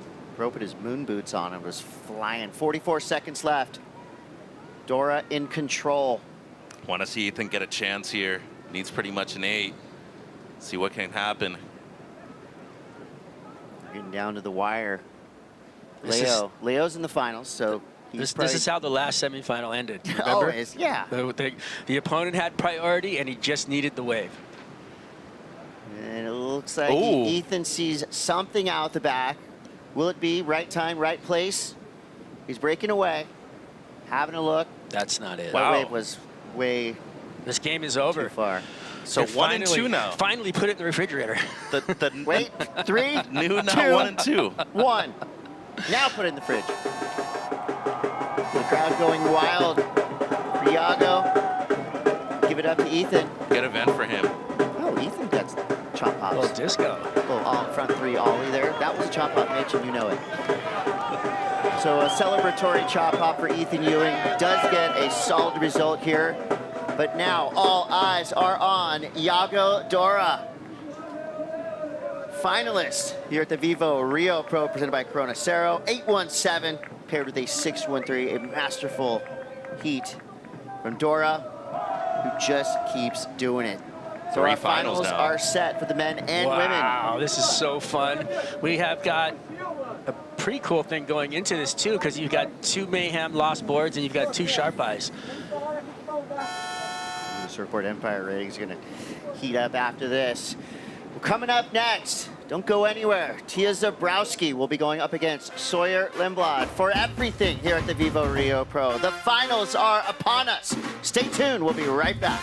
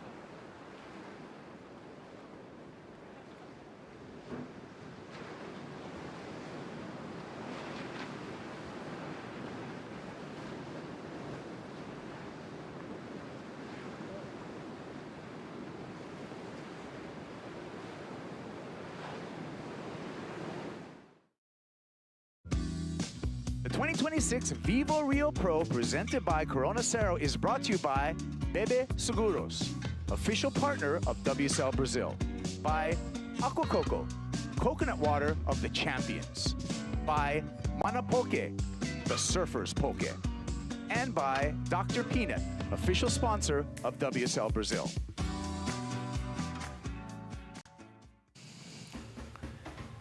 There he is, Yago Dora. He's into the final, his second final here in the VIVO Rio Pro, where he'll match up against Leo Fioravanti. The 2023 champ has been brilliant throughout the entirety of this event. And Yago can't wait for that men's final coming up. But right now, we got so much action. Kaipo Guerrero, Maida Pops, Jesse Mendez. We're excited, Maida. It's the women's final in the water. Yeah, for sure. See, both girls, Tia Zebrowski and Sawyer Lindblad, they've been ripping the whole event. It's going to be fun. We'll see a new champ in this year in 2026 version of the VIVO Rio Pro. I'm excited about that. I think both of them deserve. They've been surfing very well and taking down big names throughout the event. And today is a little different game, a little bit more pressure added. Both of them know how close they are from clinching that title. And let's see who takes the win. Let's see who takes the win. Tia Zebrowski, this would be her first CT final. Could be her first CT win. Sawyer Lindblad, this is the fourth time that she's made her way into a CT final, but she's been a runner-up in those last three finals. Can this be her maiden CT win? Well, clock's on right now. We start with 40 minutes. We're down to 36 minutes and 25 seconds between these two. No real scores up as of yet, but you did talk about, Jesse, the road to the final. We get some replays in here. Just a couple fractional scores. That's just a 0.43 and a 0.2. So, game has not started as of yet, Jesse. Yeah, it's still early stages. No one has really made a move. Looks like Tia on another wave. A little more quality on this one. One hook off the top. Tia Zebrowski staying busy. Tia's road to this final had to get through Steph Gilmore, Licky Peterson, Carissa Moore, and then Nadia Arostave in the semifinal to make her first CT final. Just 15 years old and a CT rookie, Maida. Yeah, she looks very confident in this event here, been ripping. Like, she beat all these veterans there, and Sawyer now up and riding, Kaipo. Sawyer, closeout section there, and skitters through the fins on that Mayhem Lost surfboard for Sawyer Lindblad, 20 years old, and is having a brilliant season this year. Here's a replay, Jesse. Yeah, this is a nice finishing turn for her. Single turn is not gonna, it's gonna keep the score on the lower side, just the wave opportunity wasn't there, but both of the surfers obviously opting to stay busy, which I think it's interesting today. We do have a swell that it's kind of broken with the low pier, so there's kind of waves everywhere. You have the right through the channel, you have the main peak left, the wide one, and you kind of want to put yourself into rhythm instead of sitting in one place and hope that the wave is going to come towards you. So smart of them to start that way. Yeah, we saw on that graphic Sawyer Lindblad in her second final here at the VIVO Rio Pro 2024. She was in a final here with Katie Simmers. Let's hear from Yago Dora. He's in yet another CT final, and he's with Rachel on the glass. Yeah, guys, two of the cleanest rail surfers on tour. Yago, this matchup literally took us back to 2023. That was your first CT win here, and now you're going to the final again. How's that? How special is this place becoming more and more? Yeah, it's a special place for me. That's no secret. And yeah, I'm happy to be in another finals. The goal is to win, of course. And yeah, just happy to have the opportunity to fight for another win. And yeah, can't wait. I'm getting close to one this year, and I feel like it's the right time to get it. So yeah, I'll do my best. Agora em português, como é que foi para você chegar aqui hoje de manhã, dar uma olhada no line-up, tava múltipla escolha, né? E indo contra o Ethan, vocês têm estilos maravilhosos. Como é que foi sua preparação? Sim, o mar deu uma mudada desde cedo. Agora o vento já está mais definido daqui, né, do Nordeste. E eu achei que até melhorou a onda, deixou a textura da onda um pouco melhor, mais fácil para manobrar. E tá melhorando, o mar tem força, tá vindo bastante onda. Tem aquele balanço, né, um dia meio feio hoje, mas tá tudo indo bem, tem onda boa e oportunidade para todo mundo. Muito especial te ver aí mais uma final. Congratulations, thank you very much. Back to you guys. All right, Yago Dora, with this finals appearance on the live rankings, up to number 3 in the world. Of course, Leo Fioravanti in that men's story will be wearing the yellow jersey in the next stop number 7 over in Tahiti. I think it was interesting that Yago mentioned on the Portuguese interview that the wind came a little bit earlier than he expected, but he actually liked it. So for people that are watching, you can see the wind blowing into the right, and it makes the wave looks uglier. But sometimes for the other side of the wave, it grooms things out, makes things a little bit cleaner and more grippy, and you can cut better with the surfboard and the rail of the board. So he mentioned that, and I was interested because when I saw the wind at first, I was like, oh, this is kind of a bummer, but he actually liked it. So good for the surfers. Yeah, and better for the lefts, right, Jesse? Because the totally. wind will be behind your back. So for a goofy foot, that's a great situation. For Yago Dora, for a goofy foot like Sawyer Lindblad, that's also a great situation. No doubt. Anyone that is looking for lefts out there, they're going to be happy. And then you going to the right, the wind's going to blow up the face, and it's going to slow yourself down, make it a little bit more choppy. Better for airs, for someone that is looking to do airs on the right. But yeah, definitely way more groomed going left right now, and the wind pushing you, giving you more speed down the line. Well, the high score so far on the left, Sawyer Lindblad, 3.67. I was saying what a great season Sawyer's had. She's made 4 finals day, 2 semifinals, a runner-up in Raglan. This is a turning point, I feel, for Sawyer Lindblad in her professional surfing career, 2026. Yeah, I think so, Kaipo. Like, her surfing is so on point right now. She really seems very, very confident with beautiful turns, like extending all the turns. So if she get a win here now today, it's going to be a really breakthrough for her. Yeah, this is, it's, you know, we talk often about headspace and confidence, but it really will be a turning point for the 20-year-old who came onto the scene at such a young age, you know, graduated from high school, San Clemente High School when she was already on tour, 3rd year on the championship tour, and it's been a big one for Lindblad. She has such a bright future in front of her, and that future would be a lot brighter if she was able to take a CT win, Jesse. Yeah, I mean, she has her hands on it, but right now she's sharing that with Tia. Let's see. Obviously, she has the edge on the experience. She surfed so many heats out here before, has made a final, but with the surfing that Tia is capable of doing, it really is anyone's game right now. Yeah, Maida, the other side of the story is Tia Zebrowski, who's had a tough season on the championship tour. This is by far her standout result this year, and this is maybe a turning point for the rookie. Yeah, for sure. I've been talking to Rafa Maldonado just now, and he's training Tia Zebrowski. Now she's up and riding. Finds a right. Big snap there, but pokes the nose on that sharp eye swallowtail. Unfortunate. Yeah, and he told me that it's the first time that she's traveling without her parents. So she's just with Red Bull crew and with him. And he said that she was a little bit sick in the beginning of this contest, but now she's feeling great. He really saw the turning point, like in the last couple days, that she really got into it, and she's training well. They're doing those kind of breath training, so she's with everything she needs. Whoa, just slipping on the fins there and recovering for Sawyer Lindblad. Already at 3.67, she will increase her lead over Tia Zebrowski once this number punches in. Yeah, that was definitely a better wave for Sawyer. She loses a little bit, but almost like she regroups it so well that it still came out with speed and pretty clean.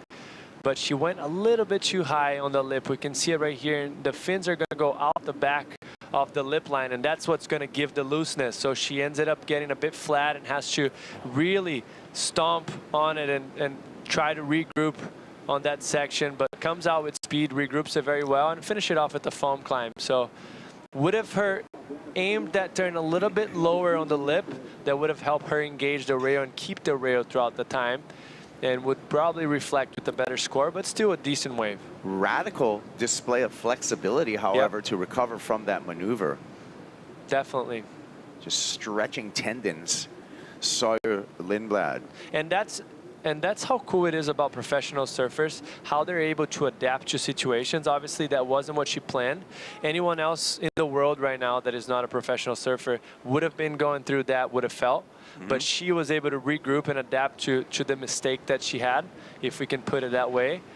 And they're the best at doing it. They are, and that's the unique thing about, you know, mastering the art of surfing, Maida, is it has to be a mix of strength, but also flexibility is a big, big role. I mean, biggest example of that to me is Kelly Slater, how he's stayed so flexible throughout his 30s, 40s, and into his 50s. Yeah, for sure. And it's interesting to watch like people now, they're really training like strength, a lot of strength, but it's hard because you really got to be flexible as well. So it's a mix in between that. Rafa Maldonado talked about it because he's working with Tia a lot of strength as well because she's young and she needs to gain a little bit more strength, but you cannot lose flexibility at all. Yeah. And I think also some of the drills that they do also is to enhance your explosiveness, because a lot of surfing, again, is just being able to explode into a maneuver, especially beach break surfing where you have limited opportunity. We saw the contrast between on the Apple Watch on how long rides were over there in Punta Roca compared to the rides here at Itaúna, which is, you know, a quarter of the distance, if even less than that. Yes, correct. And we saw like the excellent wave for Yago. It was like short but very explosive. So you got to be able to explode when the sections comes to you. Yeah, yeah. And the short and explosive waves, I think of with Yago as an example. 2023, that 10 that he did in the final. I mean, that was 2 meters of surfing, Jesse, yeah. And he got a 10. That wave probably lasted with the face, so with the open face, about a second and a half, maybe. Crazy. And he was able to get a 10 out of it. Pretty impressive. Be explosive. That's one of the mottos for today. We're going to get through some. Sorry. Go ahead. You go. And I think talking about the explosiveness is very important, but here specifically, out of any event we have on tour, it's about knowing how to find the rhythm of the wave. There's so much backwash, more than anywhere. Maybe Portugal on the high tide has some backwashes as well. But here, it's definitely the one with most of it. And you see Yago, he can kind of dance as the music plays. Like, he's very smooth. He can be quick when he needs to. He can slow himself down when it's time for it. So that's what makes him so special and so dangerous out here. Yeah, I agree. And in that men's finals also, Maida, I mean, switching his rival in that final, Leo Fioravanti, I mean, what an expanded skill set. Did it in a beach break here, made the final one on a long right-hand point. Going left here, Sawyer Lindblad just kind of crunches through that first carve, looks at this, wants a closeout section, gets a beautiful second carve there. 3.67 is what she's looking to top right now. Her previous score, 3.9. Lindblad with all the momentum at the front half of this final. Yeah, true, Kaipo. It was a good wave. She kind of struggled a little bit on that turn because of the bump, the backwash right there, but it was a good wave to ride. Nice, nice finish turn, throwing a lot of water. I mean, they're kind of having trouble to find steeper waves. This wave was a little bit fatter than she expected, but just building the score line. Yeah, just staying busy. So that last wave for Sawyer, because of that flatness that you were noticing there, just 2.83, not one of her top two. So Sawyer Lindblad will continue to lead this final, Jesse, with a a medium start with a 7.57 two-wave total. You wouldn't expect to win an event on that two-wave total. Here we go, Tia Zabrowski. And speaking of the two-wave total, the highest heat total in our men's and women's final wins a Tank 300 from GWM. So there's a bonus prize in this finals day. Obviously, the boys are not thinking about this, but they're thinking about winning the event. But if they see a low-scoring heat for the women, it's more chances of them winning. So this is just another very peaky A-frame that came towards Tia. You want to kind of find those waves that line up that looks like a closeout, but just have enough time for you to do a combination of two maneuvers, and that's where the scores are going to come from. You've seen Leo on the first 7. You've seen Yago on the 8.17 earlier today. So the ladies struggling a little bit, and that happens sometimes. It's just rhythm. That's how it works. We're getting close to the half mark range of this final, and hope they can retake consideration what the waves that they're looking for and, you know, change the strategy a bit. Yeah, and to your point, you know, just one breakaway good score, anything, you know, a 6 or a 7 is going to change the entire complexion of this final. We did see a drop down briefly on Tia Zabrowski and her season this year. Just a string of 17ths, you know, those are first round losses. She made the second round in Raglan, but then was stopped there. So this is a big turning point for the French Tahitian. Right now, it's stop number 6 halfway through the year. And we were expecting a lot from her, aren't we, Maida, as a surfer coming onto the championship tour. There's her year.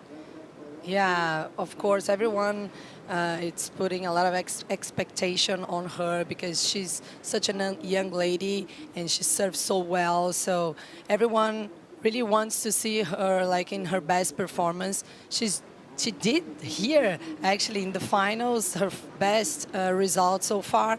But it would be lovely to see her get a win and get things together for the rest of the season. She has, just in a few years, has had so many benchmarks to her young professional career. At 13 years old, she wins the European qualifying series. At 14 years old, she qualifies for the championship tour. At 15 years old, she wins the Challenger Series. I mean, she hasn't even had her Sweet 16 birthday, and she's already basically has 3 titles in surfing to lean back on as acknowledgement. Yeah, it's crazy. And I mean, I've been mentioning, she is so scary. If she gets on a roll, she's going to be trouble for every other athlete on the women's side of the rankings because she can take down anyone with that type of surfing. There's Sawyer's dad, Mark Lindblad, great surfer in his own right, a full-on surfing family. We're going to see brother Taj Lindblad on the Challenger Series when we get that going over in Bolito and onto the U.S. Open of Surfing. So talented surfing family, the family that surfs together. Stays together. Stays together. Yes. I hope that's what you're going to say. No, you guys finished my sentence for me. There's the results. Look at a great year for Sawyer Lindblad, moving up to number 4 on the live rankings. And man, taking a win here, this could put herself in a title contender situation. You know, we have a pretty, like, not normal, not orthodox year. Like, we have a lot of people winning different events. Obviously, we have Carissa getting 2 wins, but she hasn't been so consistent before that. Yeah. So it's kind of anyone's game right now. Sometimes you see people kind of running away from it, but both on the men's and women's side, it's still pretty tight. Yeah. You see usually 2 or 3 guys away, and the rest kind of, you know, going for something else. But now, with the very average leveled tour that we have, it's really anyone's game in the top 10. I agree. I mean, and especially the women. There were years where there was just the big 3 for the women winning world titles, either Tyler Wright, Steph Gilmore, or Carissa Moore. And now, you know, we've seen the corner turn, right, with Caroline Marks winning a world title, Katie Simmers winning a world title, Molly Picklum winning a world title, people like Tia Zabrowski and Sawyer Lindblad coming up. I mean, anyone can win. Well, there's more potential contest winners now, I feel. I feel so, Kaipo, and it's been so interesting, all this conversation about the young ladies and the veterans and all this rivalry, like very healthy rivalry, but I mean, everyone can win. Look, Sawyer up there in 4th. Great year. Luana Silva having a great year too. Tia Zabrowski, her year is really starting right here at the midway point. Nice smooth backhand snaps here, whipping that Inferno 72 swallowtail from Sharp Eye around. A 5.57 gives her the lead. I like what I was seeing. She found a much better wave than she has in the past. Yes, this is definitely better. A little bit smaller wave in size, but give her multiple opportunities to do turns. But smaller wave, which is going to keep the score a little bit on the low side. I watched both of the previous heats, and the men's were opting to get closeouts. Waves that look like closeouts that give a big opportunity, and I think they should adjust to that, because it doesn't matter how many turns you do, it's about the quality and the impact of the turn. So if you see it right here, Tia on the last wave got a 2.63. Combination of 3 maneuvers, but not major maneuvers. If she would get 1 big turn out the back, she could get a 5-point or even a 6-point ride. So just a little adjustment. Whoever takes that in notice and is able to find it, because it's easy to say and have it planned, but harder to find it, it's probably going to take an advantage on the second half of the heat. See, like those waves that comes into like a little bit of a thicker closeout, could give you more scoring potential than a wave that opens up, but it's not as critical. Yeah, we'll see if they, if the strategy changes out here too. For sure, the playing field's changing right now. It is 9:18 local time. We got a high coefficient today when we look at the tide. We have a 2.9 foot, a big tide coming in at 12:14 this afternoon. Our low tide was at 6:30 this morning, so we have a lot changing. We have a lot of tidal movement today, and that is, I feel like that's affecting the steepness of the waves right now, and the potential, in making them. There's our tides right there, Mojito. Yeah, for sure, and also their strategy. I think like the conditions changed a lot since we were watching the first heats, and like the playing field here is so wide, and we saw like Joao in the end of his heat trying to catch some rights up and riding. Yeah, Tia. And again, just a tapered wave, and the lack of that, Maida, the lack of that long wall that we've seen, in previous heats today. In the men's semifinals, I mean, I feel like the surfers need to change their strategy right now. Here's a replay. Yeah, once again, just a wave without criticalness. You're looking to get points and extract points out of the wave, and a wave comes with the scoring potential to it, and you either match it or not. Right there, she matched the scoring potential of the wave, but just not much on offer. Let's check in with Strider Wazalewski. He's in the Red Bull Athlete Zone. What's going on, Strider? Yeah, we're over here in the Red Bull Athlete Zone. Right now, we've got the TIA camp behind me. They're very intent. They said it took a lot of time and energy just to get this corner locked down so they can have the orange jersey waving it around to make sure that they know where, or she knows where to go when she's in the lineup. Yufu's over here holding down for the Sharp Eye camp.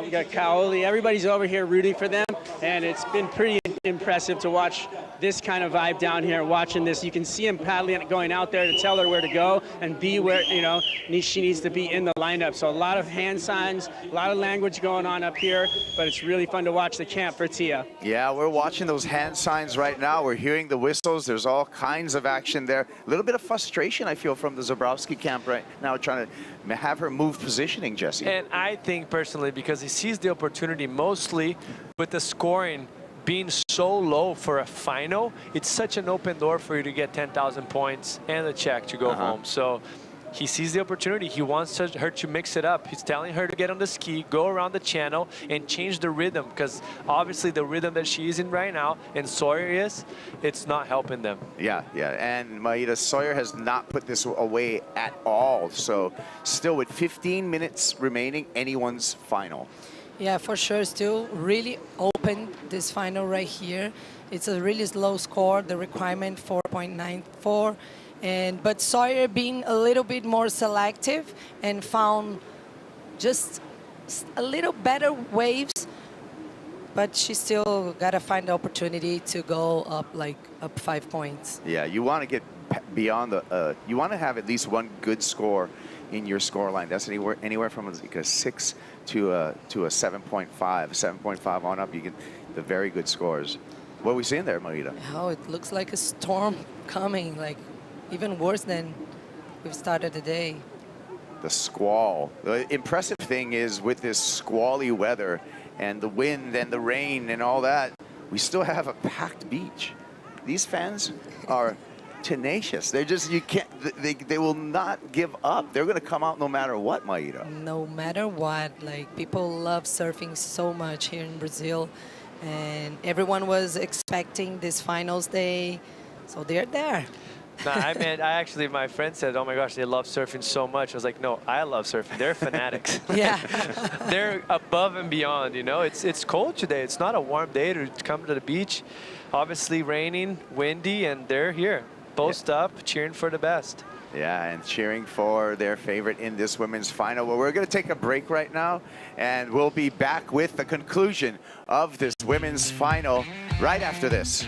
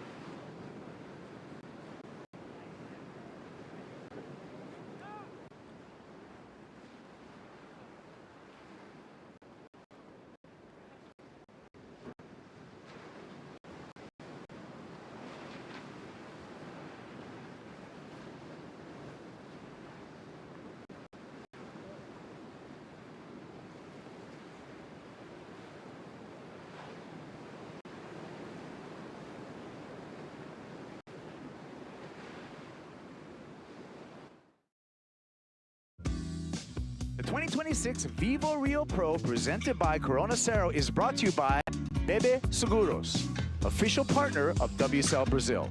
By Aqua Coco, coconut water of the champions. By Mana Poke, the surfer's poke.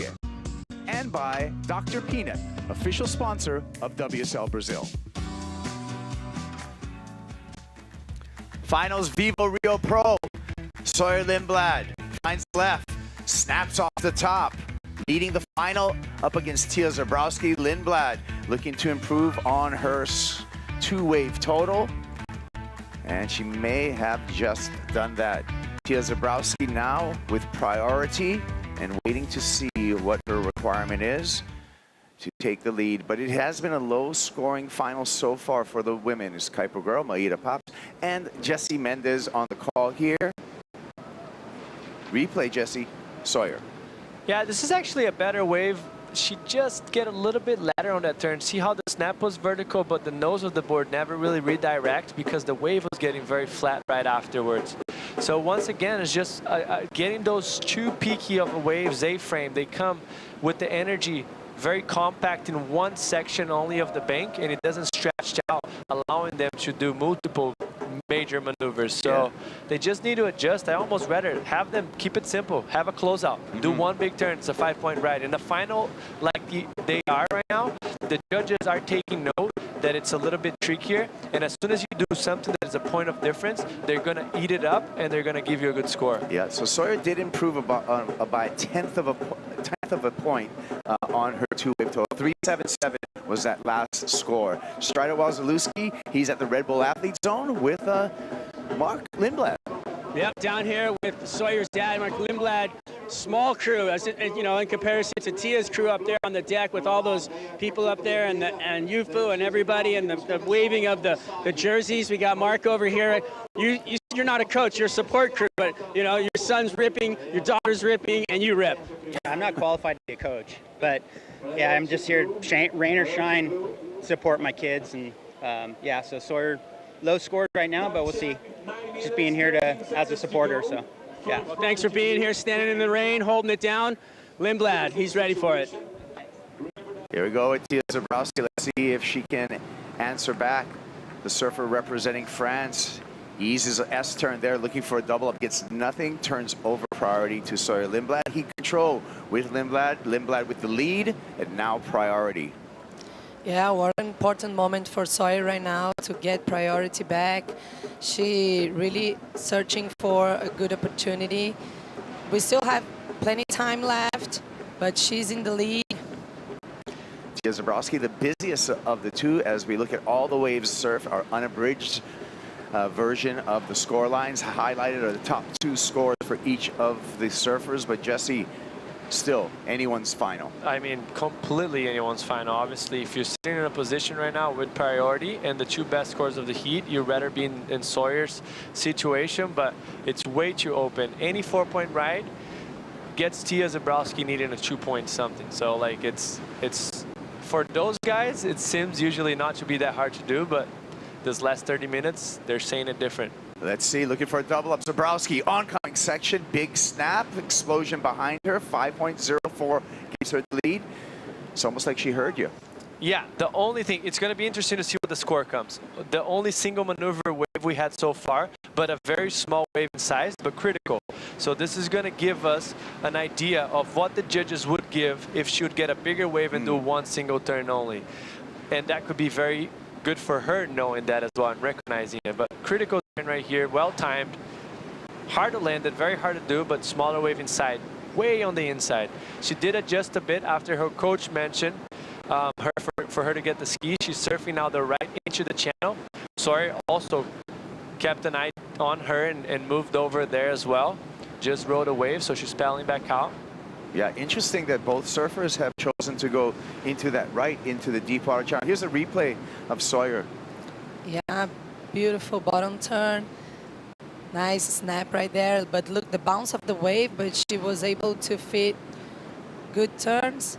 Kind of a little bit flat in the end. But I don't know if she's going to change her scoreline. Waiting for this score as well, Jessie. Yeah, I'm interested to see, because this could be a turning point. If she gets rewarded and recognizes is like, oh, if I do that in a 1 foot bigger wave, I'm probably going to get a 5-point ride. Yeah, likely going to come up short on that requirement, but has reduced the requirement, the number in for Tia Zebrowski, 3.47. Still waiting for that right score for Sawyer Lindblad to really set this heat.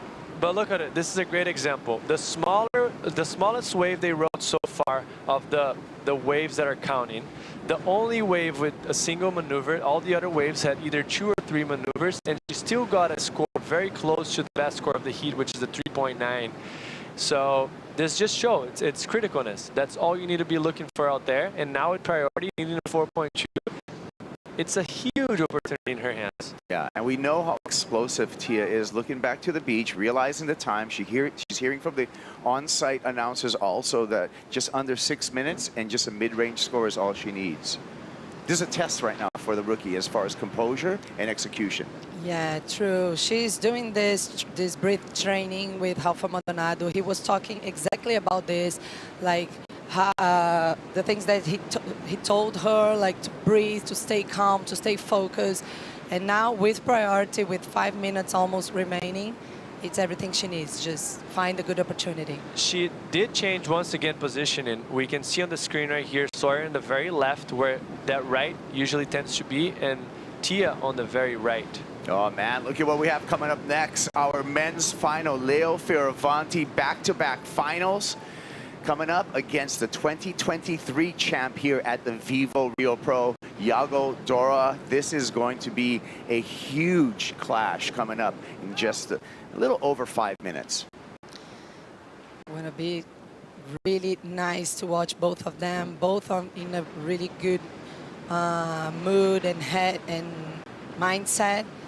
Leo coming from a win, and Yago looking for a win this season. So yeah.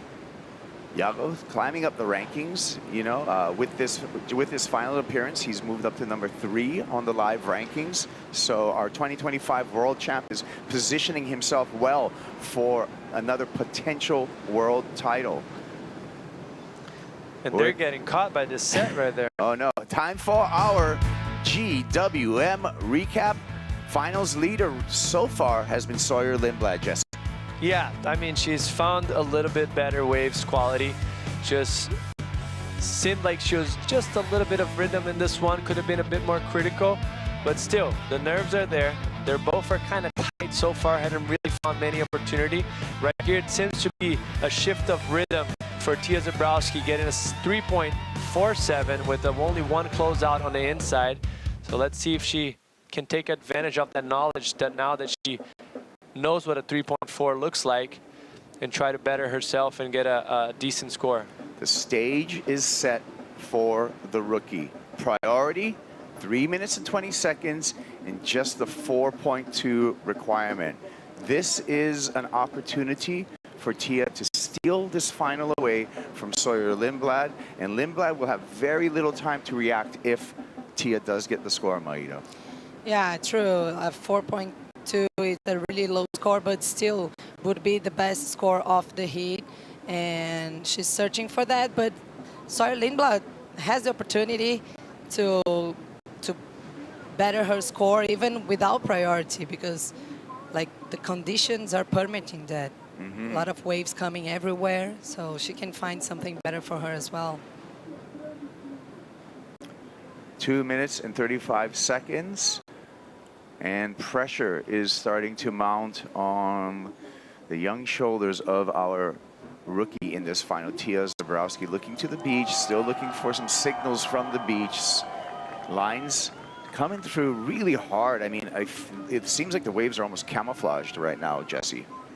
Yeah, definitely, and it kind of, the fact that it's such a low scoring heat kept them sitting a little bit underneath. So we saw that set just a little bit ago. Before the break, I saw another set break out the back, and Sawyer got caught. Tia was on the ski at the time, and yeah, just out of position.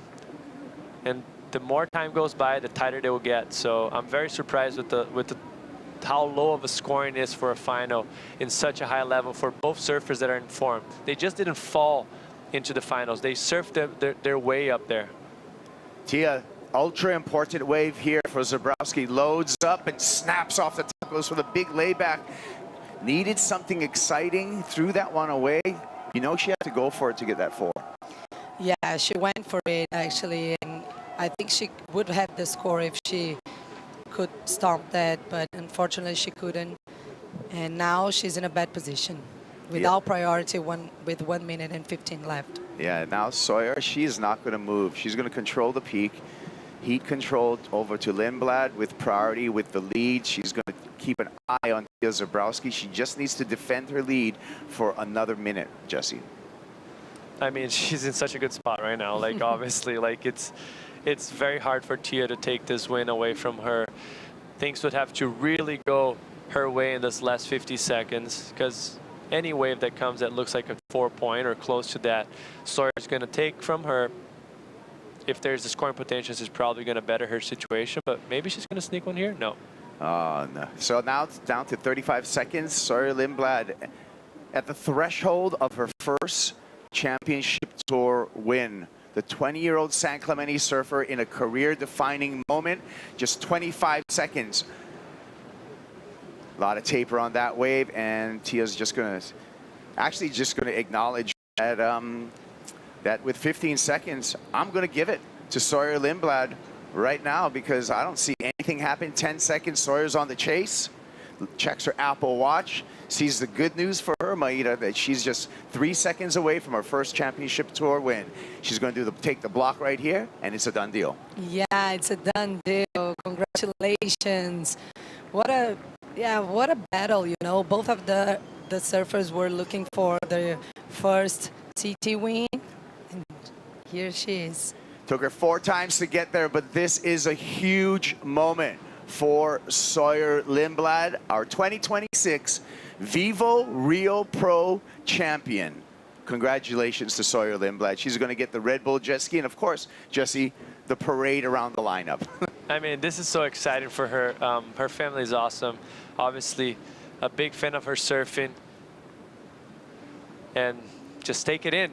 That was a crazy win, to say the least. You know, in the final with 7-point total, just tricky, made it, pulled it together. And she is the one in the heat that made the smartest decisions and is taking that check home.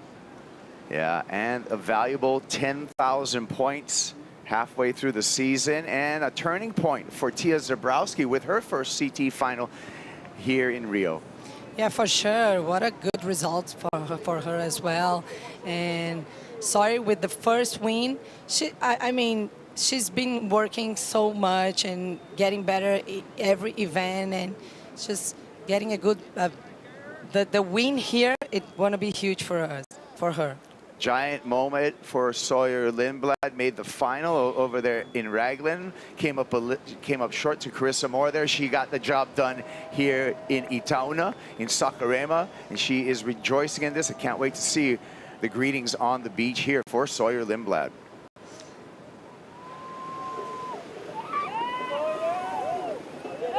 Amazing. No better feeling than that. Yeah. Her first win on the championship tour. Her boyfriend is there, her father's there in front of everyone. Chaired up by Dad and by Ethan Ewing. Congratulations once again for your 2026 VIVO Rio Pro, presented by Corona Cero. Your champ, Sawyer Lindblad. That's awesome. Emotion coming out. Really nice. Beautiful moment. Has to watch her head as she gets through that threshold there. Gian Bernini over there from the Lost Camp, who's going to take 10,000 points for the Surfboard Empire CT Shaper rankings. And a big hug on the stage here for Sawyer Lindblad. Dad said he was not a coach. He's just there for emotional support. Well, the emotions are going to be flowing right now. Gian making sure all the boards have been taken care of. What a moment for Sawyer Lindblad. We'll follow her up to the glass and hear from our champ.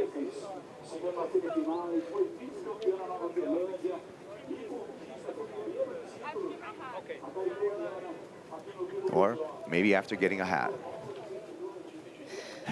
But look at the crowd here, Jesse. Look at how many of the Brazilian surf fans who are just dealing with the weather to see this finals day. Pretty incredible. Yeah, it's very impressive. Hats off for all of those warriors there on the beach right now, because it's not the most appealing day to go to the beach. They probably would have not been on the beach if it wasn't for the event. Yeah, see, I forecasted that. She went into the Red Bull athlete zone to get her hat before moving on into to the champions. Oh, signing interview. checks already. What are we doing here? What are we doing here?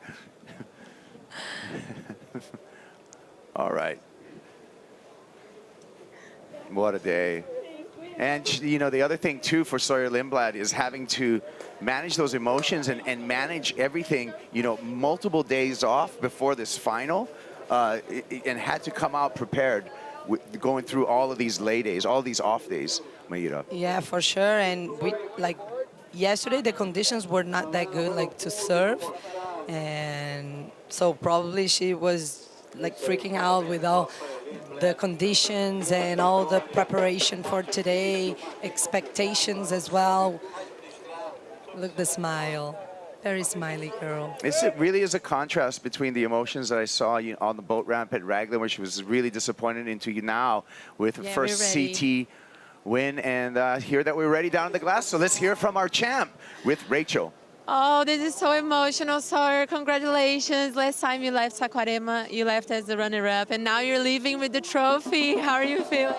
I feel amazing. I'm really emotional right now. I've worked so hard for this, and yeah, I feel like I've gotten second so many times, and I'm so happy it was finally my day.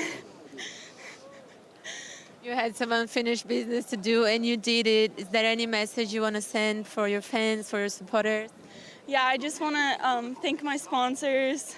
All of them have supported me from such a young age. Matt Biolis has been shaping my board since I started surfing. My first board was a loss, so shout out to him, and thank you to my sponsor sister, Sam Bazan, just all of them, and thank you to my parents. They're my biggest supporters, and my dad for coming to Brazil with me and helping me out. I didn't have a coach for this event, so my dad was kind of just helping me out. And yeah, there's so many people that I want to thank. But yeah, I just feel so grateful. This is very special. Go celebrate your win. Congratulations. Thank you very much, guys. Congratulations to Sawyer Lindblad taking a big win here. She was a runner-up before, but now she gets the big trophy for Sawyer Lindblad. Finally in the water right now, Leo Fioravanti up against Yago Dora. The clock is on and counting down on the 40-minute final.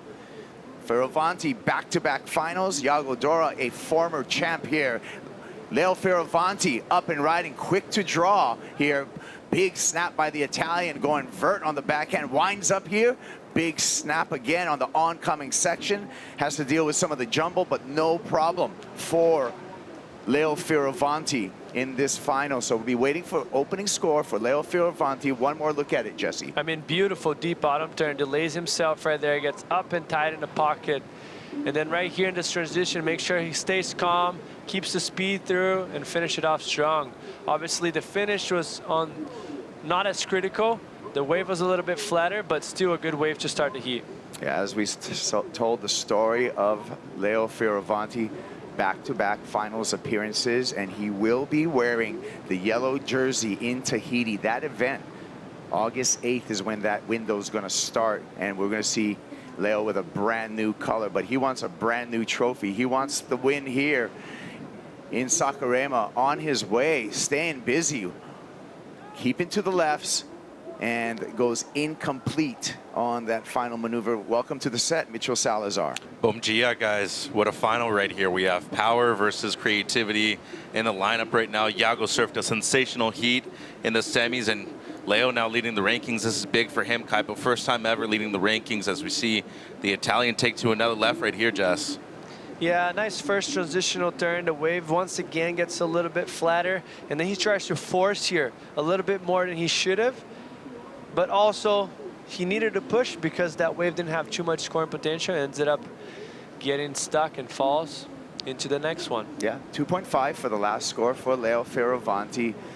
Interesting note, I mean, the world of professional surfing is a roller coaster. Leo's been through a ton of roller coaster, dislocated shoulder in the past. Broke it in 2015, broke his back at Pipeline. He's lucky to be alive, and really. had to come back. Same for Yago Dora, who had to leave competition with a badly broken foot. Both these guys back, and that gives me some inspiration.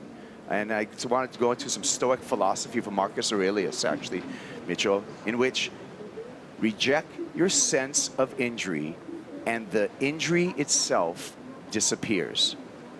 Ponder that. Pretty darn good, especially for this time of the morning. It's only 9:45 local time right here in Rio, so getting stoic early on. Same thing for Yago, looking for his second victory. Third final here in Rio. Second finals appearance so far this season, Kaipo. My pick to win the World Championship, guys. I know that we're looking at a lot of major contenders so far this year, including, you know, Italo, who would have been on a rampage, but Leo now leading the rankings too. This is a big final. Yeah, Yago, I mean, our first look at Yago on a CT level was right here in Itaúna back in 2017 as a wild card. If you remember, Yago Dora went through a crazy run into the semifinals, beating 3 world champs on his way to that semifinal. He beat John Florence that year, he beat Mick Fanning that year, and he beat Gabe Medina. And that really was the first time that I feel the world saw Yago Dora, Jesse. Yeah, and his potential, mostly in this wave, is just the rhythm that he gets.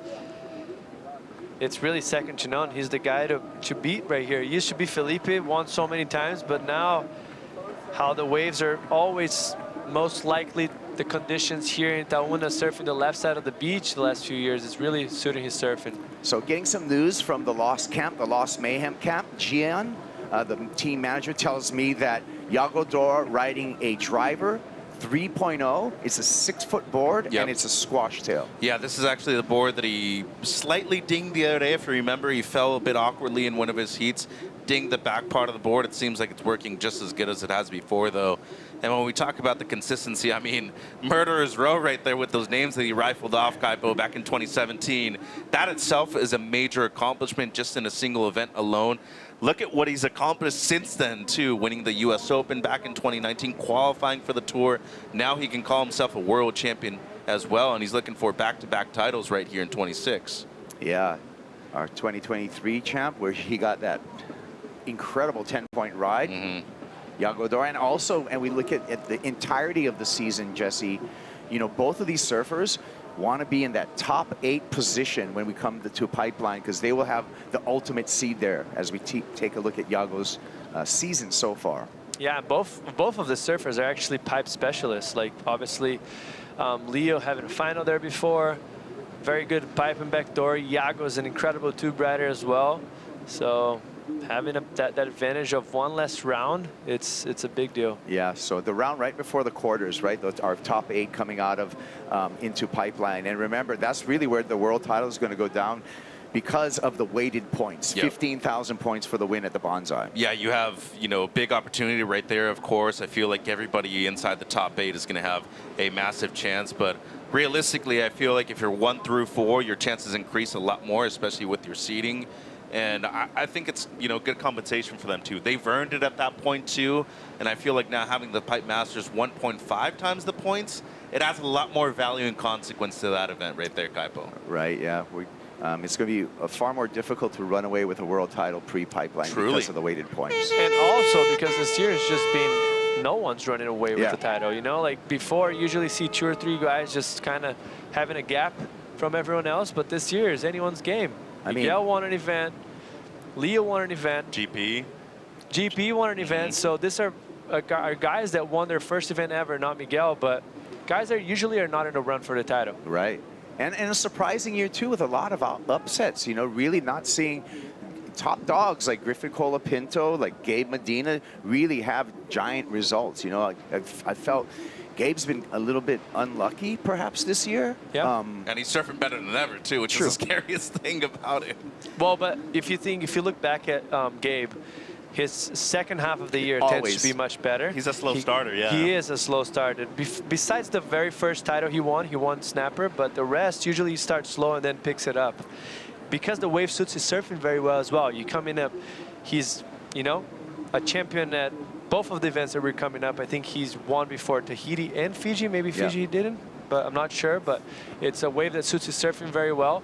And then we go into Portugal, we go into the wave pool that he won before, and then Pipeline that he's probably the guy to beat without John being in the draw. True. And it's the illustration, too, of how broad your surfing skill set needs to be through all of these events. We just came off of a right-hand cobblestone point into a beach break. Next event's going to be at a scary reef break.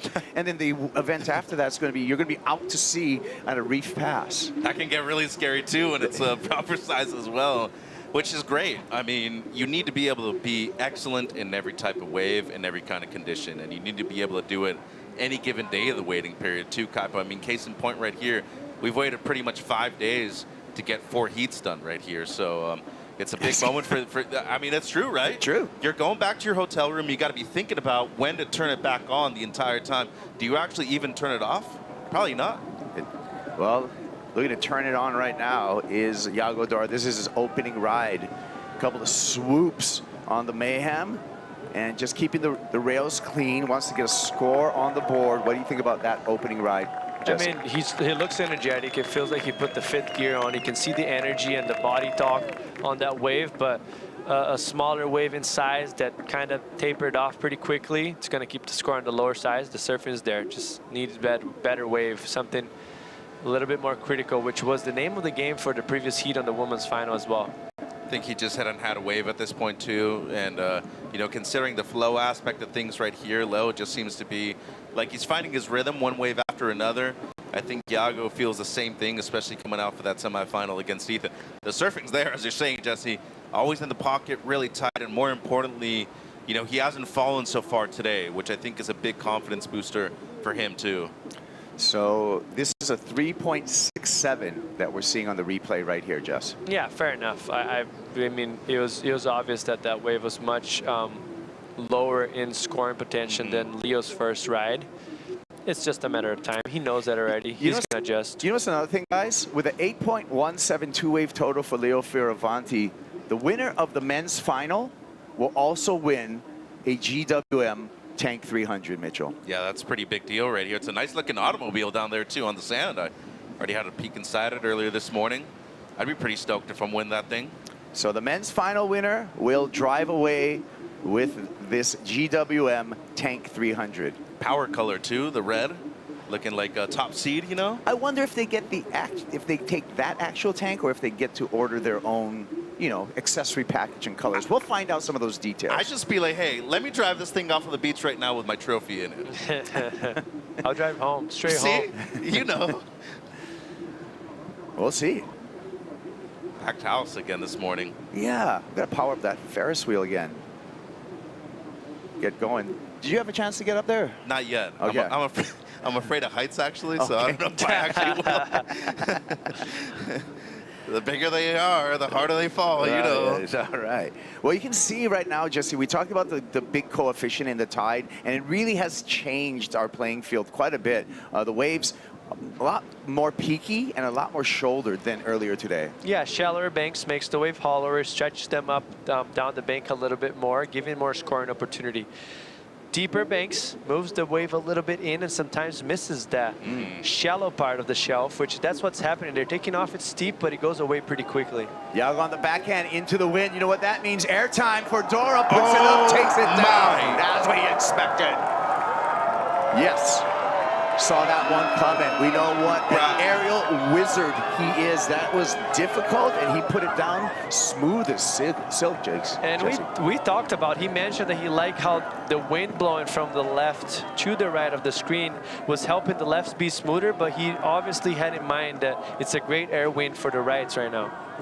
He was just flying on this thing, too. I mean, those first 2 pumps, we all knew that it was coming. I actually thought he was going to go for a grab just to compensate with the wind right here, Jess. But those first 2 pumps perfectly puts him right there in that position for a full rotation on the backhand.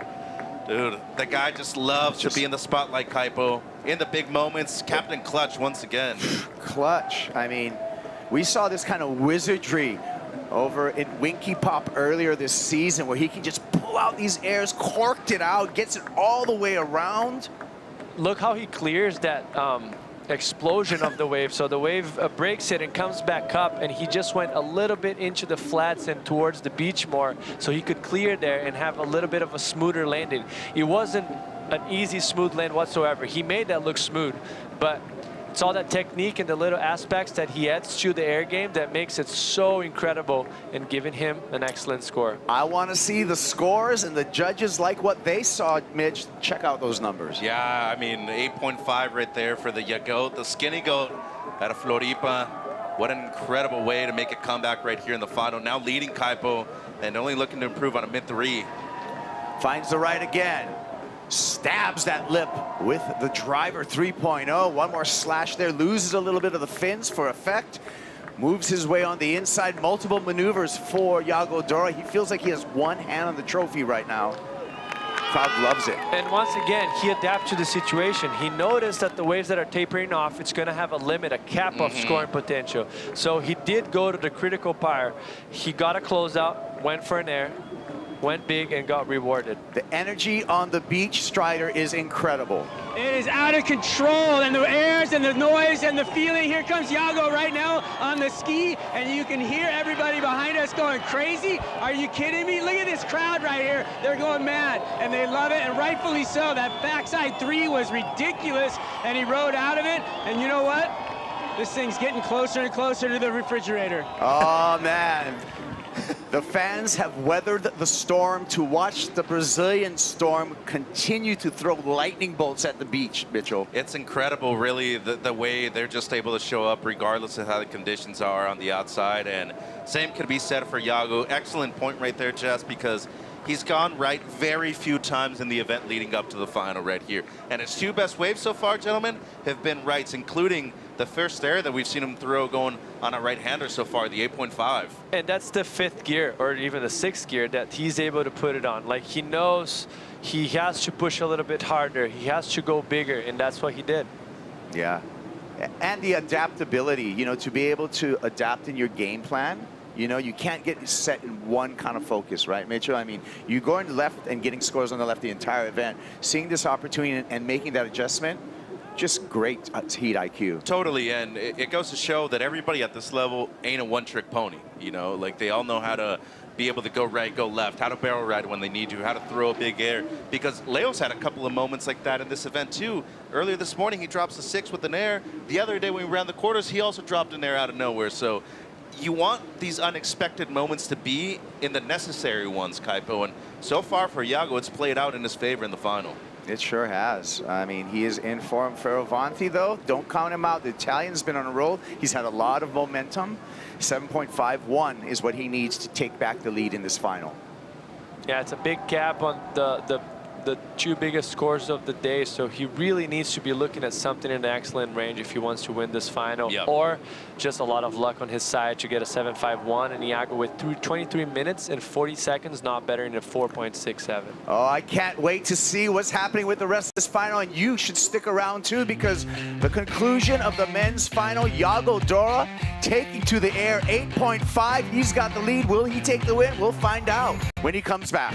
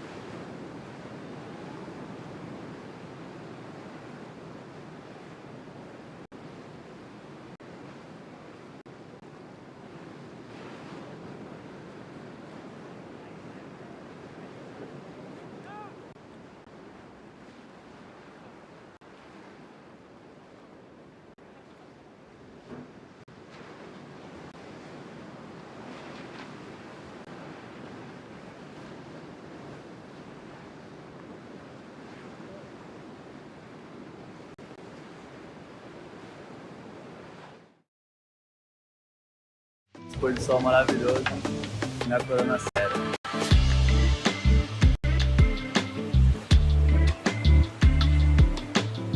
Cara, nunca tinha vindo nessa ponta aqui da vila. Dá pra ver a onda aqui de outro ângulo, né? Dá pra ver aqui que tem vários picos ali na praia inteira. E a gente escolheu o dia perfeito, porque tinha altos tubos. Vai, tubo! Lá de trás! Acho que é um lugar sagrado para todo mundo que mora aqui em Saquarema. Depois de 4 meses longe de casa, isso aqui é como se fosse uma segunda casa para mim. Mais um pôr do sol maravilhoso aqui em Saquarema. Obrigado, Brasil, Saquarema, por entregar esse visual maravilhoso. E a gente se vê na próxima.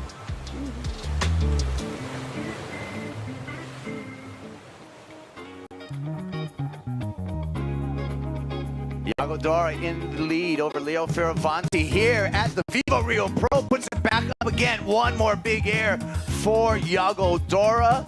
All the momentum with the Brazilian in this final. Looking to win another title. Fioravanti right behind him. Pumping down the line. The Italian looking for a ramp. Has to throw it away, so it will be a big advantage to Yago Dora here. 20 minutes remaining, and Richard Dog Marsh can't believe what he's seeing, Mitchell. I don't think any of us can, really. I mean, the Yago has really just come to stake his claim right here at this event. Third final in 4 years now, looking for a second victory out of those 3 finals. And, you know, Leo, he was chasing the entire time right there, was hoping that the section would eventually pop up. It would have been a force there, wouldn't have looked good. And Yago's just been on a roll. Under priority, by the way, on that wave, which is likely to improve on his mid-4 Kaipo. I think he improves for sure. Jesse, check out the replay. Yeah, that was very technical air. Smaller wave in size, a little bit more of a trick, but perfect rotation, very smooth and super critical. It's just because you expect so much from him, because he has previously done so many big airs, it almost kind of goes like, oh, this is just another air for Yago, but it's very technical to do and extremely impressive. Yeah, just the way he gets off axis, you know, like corked out, Mitch. Even where a lot of surfers, you'll see them more of a flat spin, but there's always an off-axis rotation with Yago Dora and his airs. Well, you come from other board sports too. You want that pop, right, Kaipo? You find the lip line that'll give it to you, and that's just hours and hours of not only practice in the ocean. I feel like lately he's really benefited off of wave pools too, put in a lot of time over there in Sao Paulo. We've seen him great over there in our events, the Championship Tour and wave pools for a reason too, Kaipo. Yeah. Well, Jesse, 6.5, so you're right. You know, it did improve upon Yago's scoreline. The judges didn't go crazy for it because they've seen that and they know he can do much, much better, and maybe just the wave size suppressed the score a bit. Yeah, no doubt that, like, if you compare, in comparison to the 8.5, the 8.5 has had more size, more criticalness. The section was way hollower. This one, the wave was dying out already. He landed on like such a smooth transition that he kept the score on the lower side. Fioravanti wants to get back in the conversation. Leo looking down the line, building up speed again, pops it up, coils through there, has to fight for the finish, still fighting, not going to go complete. Yeah, unfortunate right there. He just tried to force it a bit too much. The section wasn't really at his disposition, and, you know, trying to make something out of nothing right now, knowing that a 9 is going to be a difficult score to do really just with one wave, Kaipo. I feel now with the 5, 6, 7 as his high mark, might be having to look for 2 waves with just under 18 minutes. It's possible. I mean, there's enough time right now. What do you think about Leo? Clearly, he's trying to match Yago in the air. What do you think about that happening right now? I still think that there's, you know, a couple waves out there. I feel like the rights have changed a lot, though. I think that the left is a lot flatter right now with this wind that has really come up a lot in the last 20 minutes. So it's a good question. But do you really want to do an air duel with Yago Dora, Jesse? I think there's, it's what you want and what reality shows to you, right? Like what he mentioned, like the lefts are really tapering off and getting very flat and not giving you scoring potential. Yeah, there might be a random left that comes, that would be good. But realistically speaking, the last 20 minutes of this heat and the 40 previously, we didn't see any of them. Right. So I think he's just trying to adapt to what's in front of him and trying to make the best of it. You might not have another option at this point anymore. There's no other option for him. So he needs to try and match, which is a big task. That air was probably going to be something in the middle of the 8.5 and 6.5 was critical. Tail high, if you would come out clean, it would have been rewarded nicely, maybe a 7-point ride, a high 6. But we have to remember that he already has a massive score on the board. So it's a tricky situation for Leo right now. Especially for someone like Leo, who is trailing Yago Dora. Yago really has been, as far as putting down the numbers here in Itona and gathering the scores, going excellent. I mean, look at Mitchell. It's been all Yago Dora. Goodness. He dropped an 8-5. He likes 8-5s. He likes 8-5s. He likes 8-1-7s too, because he dropped it in the semis as well. And you know what's so scary about him? He's gotten better throughout the day. He had a lower heat total. He had about 14 points in the previous heat. He's got 15 right now, Kaipo. Give him a Yeti already. I mean, just let's go for the 10. Give him the Yeti 110. That's what I want to see right here in these next 16 minutes. And it shows how adaptable he is. Yeah. Like, conditions completely changed. He only served lefts on the previous heat, Rio game, to the max. And then this one, noticing very quickly that the lefts weren't offering him, and he knows he has the air on the back of his, on his sleeves. Leo pops it up, puts it down there. So Fioravanti with a nice start on this wave. Wants a little bit more, doesn't get any more. Looking to ditch his 2.5. He will ditch that. He will not, however, get the required 9.33 to take the lead. Yeah, it's still looking to improve on the 5, 6, 7, so it shouldn't do that. If there's one person that on tour will never give up, Kaipo, it's the guy in red. 100%. So, talk about a heart of a lion, Leo Fioravanti. Look at the beach right here. So in 15 minutes, if Yago is able to take this win, that beach right there, Jesse's going to be going crazy. Replay here, Fioravanti. Yeah, nice bottom turn. Very nice blow tail reverse, tail high, super clean. But that's what we mentioned with the tide getting higher. The second section of the wave comes into the deeper part of the bank because there's a shallower shelf where they're surfing, and then it goes a little bit deeper again.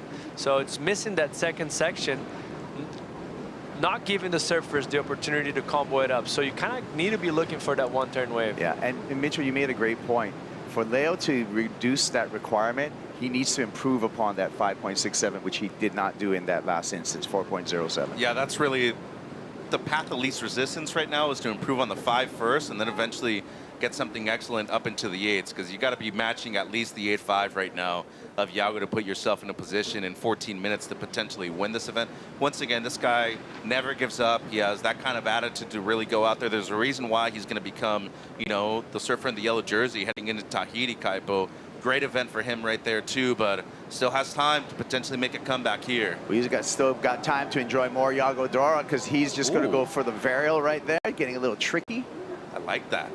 I mean, at that point, spin your board 180 degrees with the hand assist called the varial, invented way back in skateboarding in the late 70s, early 80s as an ode to Variflex. The Brazilian storm still in effect, and they're already chanting Yago. Everybody with their rain jackets on here with a ton of smiles. The combination of rain jackets and Corona Ceros at 10 in the morning. It's perfect. Perfect. Yeah. Sign me up. Oh, man, I love the energy, and you can feel that energy here. Yago Dora, again, just 15.2 wave total. That's going to win you most finals. I do want to highlight something right here, and Strider brought it up during the semis. Not a single surfer from the United States in the top 10. That's actually pretty big when you consider the final that we had last year on the men's side, Kaipo, was between Cole Hausman and Griffin Colapinto. Yeah, that was all USA, yeah. Look at right now, a European leading the rankings. We haven't seen that since Michel Perez about a decade ago. A lot of Brazilian males right there in the top 10 conversation at the moment, especially Yago when he wants to make that push in the back end of the year, which, you know, you look at it, he's had major success in the majority of the venues, Jesse. So this is a big moment right here for Yago if he's able to ascend even slightly more. I mean, Yago, since day one on tour, he was the scariest on rippable lefts.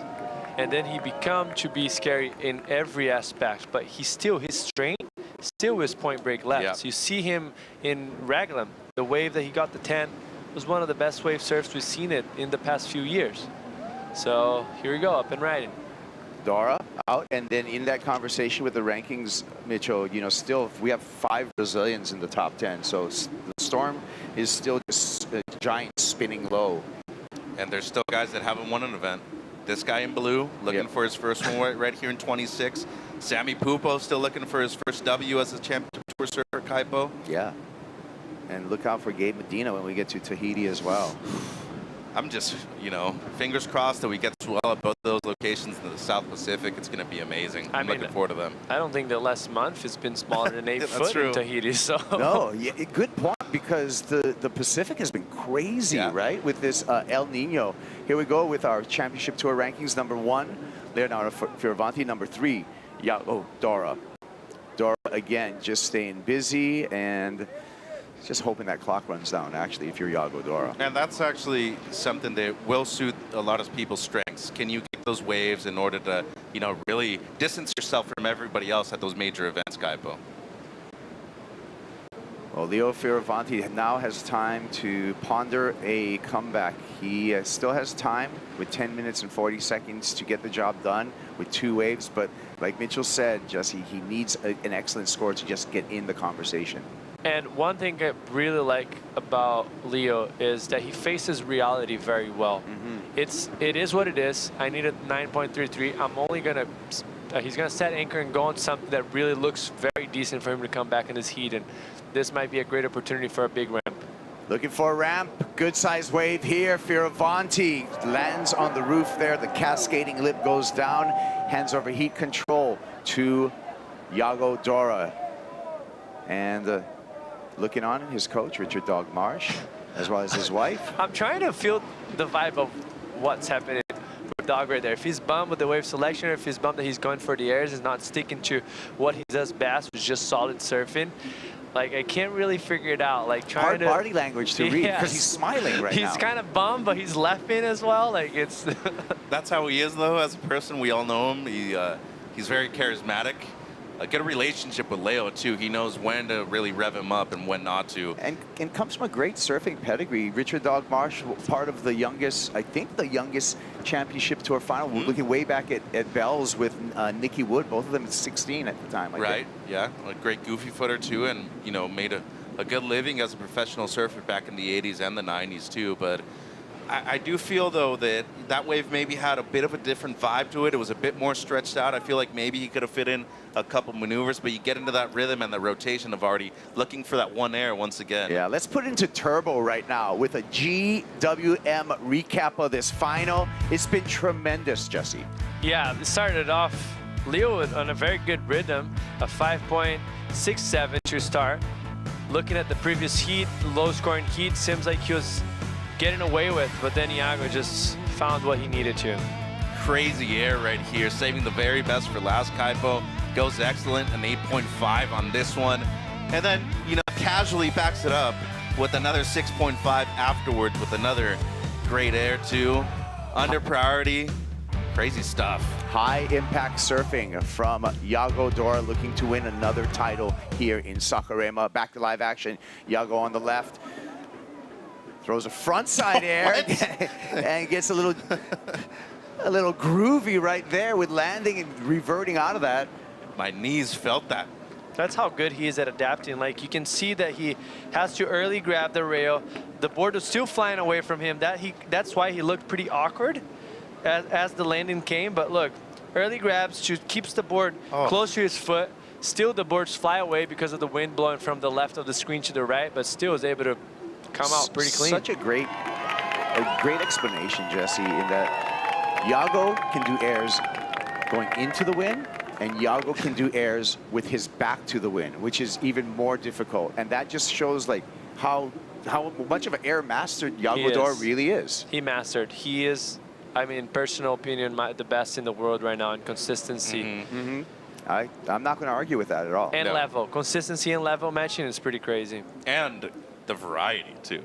Yeah. How many different airs and grabs can he do? Every kind. Yeah. Every kind. And you know, and backhand full rotations that he does with that indie grab is such a difficult grab to do while you're rotating that way, to get over your toes, you know, and grab with your trailing hand right there. And he does it so stylishly. Yeah, and you know, I think this final is a great example of people that, you know, maybe weren't getting as mentioned much in the previous years, and now they've really come to shine within their own, because Yago, he really lives for the spotlight, dude. He loves those big pressure moments. I mean, the two so far this year have really been the semi against Gabe over there at Winky, and then that quarter against Cole, when Cole's having the best heat of his season so far at Raglan. And look at what he's doing right now in the final in front of his crowd, in front of his home country. Yeah, and both Leo and Yago, with 8 years on the championship tour, really coming into their own and their title contender. Well, Yago's a title winner, but now you see Leo as a title contender, no doubt. And you mentioned about spotlight, right? Like, everyone likes to be in the spotlight, but there's a junction of things that needs to happen. You need to be liking to be in the spotlight, but also having ability to be part of it. So many people would have got the opportunity that Yago had to get a 10-point ride, but they would have turned into an 8-point ride and never made the heat. So that's the point of difference of the Giants compared to everyone else. Like, they love the spotlight, but they're capable of matching the pressure and the ability that it takes to be there. Right, and exactly. Being able, one thing is doing it. The second thing is doing it with a jersey on and with a clock running and having to put it down first try. Absolutely. And we all know the championship tour, it's much harder to remain here than it is to get here. And getting here is pretty darn difficult, guy. Right, I mean, right. A lot of us have tried. Most of us have not come even close. I'm speaking for myself in that sense. So for these guys to maintain their position right here as elite surfers, one leading the rankings now, one trying to defend his world title. And outside of that, too, 8 years. Like, nowadays, 8 years is pretty much a whole lifetime on the championship tour. It is. Leo off the bottom, snaps off the top here, looking for a comeback, looking for a ramp, puts it up there, we grabs go. the rail, solid landing for Leo Fioravanti, right back in the game at the 5-minute mark. That's, see, face reality, match it, do what you have to do. This guy does that. He eats that for breakfast every day. Yeah. Well, he will reduce the requirement for sure, right, Mitch? Yeah, no, he should. Great combo right here. And that's like the slight adjustment that I felt he didn't make on the previous wave that he did right here. Excellent use of priority, by the way, too. Found a gem out there, but worked hard really just to get into position for this one. Man, beautiful pocket, up vertical, very critical turn. And then he finished it off with a nice air, which I personally think this has to be a better wave than a 6.5 because he comboed it up. The air was pretty critical as well. Maybe not as much rotation, but harder to land. Had to land with the back to the beach and then spin it around and combo it up. So you're adding points, and that's what the judges need to see. The combination is there, the criticalness is there, and he killed it. Yeah, and the degree of difficulty as well. So we're waiting for that score, and we're forecasting that Leo's going to need much less of a requirement to steal this win off of Yago Dore. Here he goes, Yago, stoic, holding priority, and that's exactly why. Previous score for Leo Fioravanti is slowly coming through here and comes in at a 7.5. Now the requirement for Fioravanti is 7.51. He was trying to bait him into that wave so hard. He made the eyes super big and just was trying to get him to go on that thing. Unanimous score too, Kaipo. Don't see that very often. I see 7.5s straight across here for Fioravanti to get right back into it. But now Yago Dore, Jesse, has to just run a 3.5-minute drill of defending his lead. Yeah, I mean, Yago's running away, but Leo put a fight to it and is right back in it. And that gives a little bit of pressure to Yago and a little bit of a heartbeat.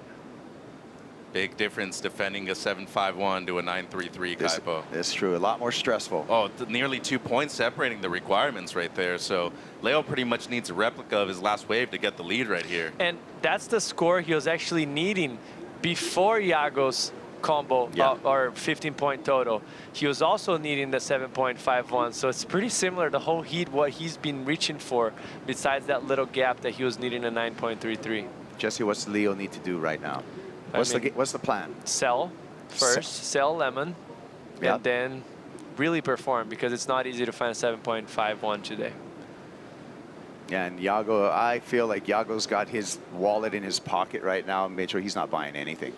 I mean, Leo's a pretty good salesman, though, and you know, they sell some good real estate over there in Europe. I don't know about that. Yago's just saying, "No obrigado." And the thing, the advantage for Yago too, if something looks like a 7 or a 6.5 and he pulls the trigger, he still has the chances to. He has to go, but he still has chances to better. Yeah. He's looking to better a 1 point lower ride than what's the requirement for Leonardo. So good point. Yeah. He's definitely on the advantage right here.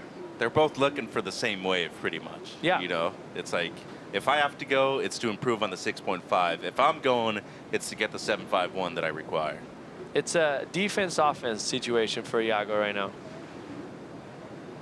And that shows how much that excellent score that Yago has weighs on this 9 minutes. Changed the entire heat on wave number 2, Yago Dora. It's the Banco do Brasil 2-minute warning. We're under 90 seconds here in our men's final. Yago Dora on the precipice of winning yet another title at the VIVO Rio Pro. Great final, too. Leo making a comeback right here in the last 10 minutes. And Yago, ooh, they're scrapping.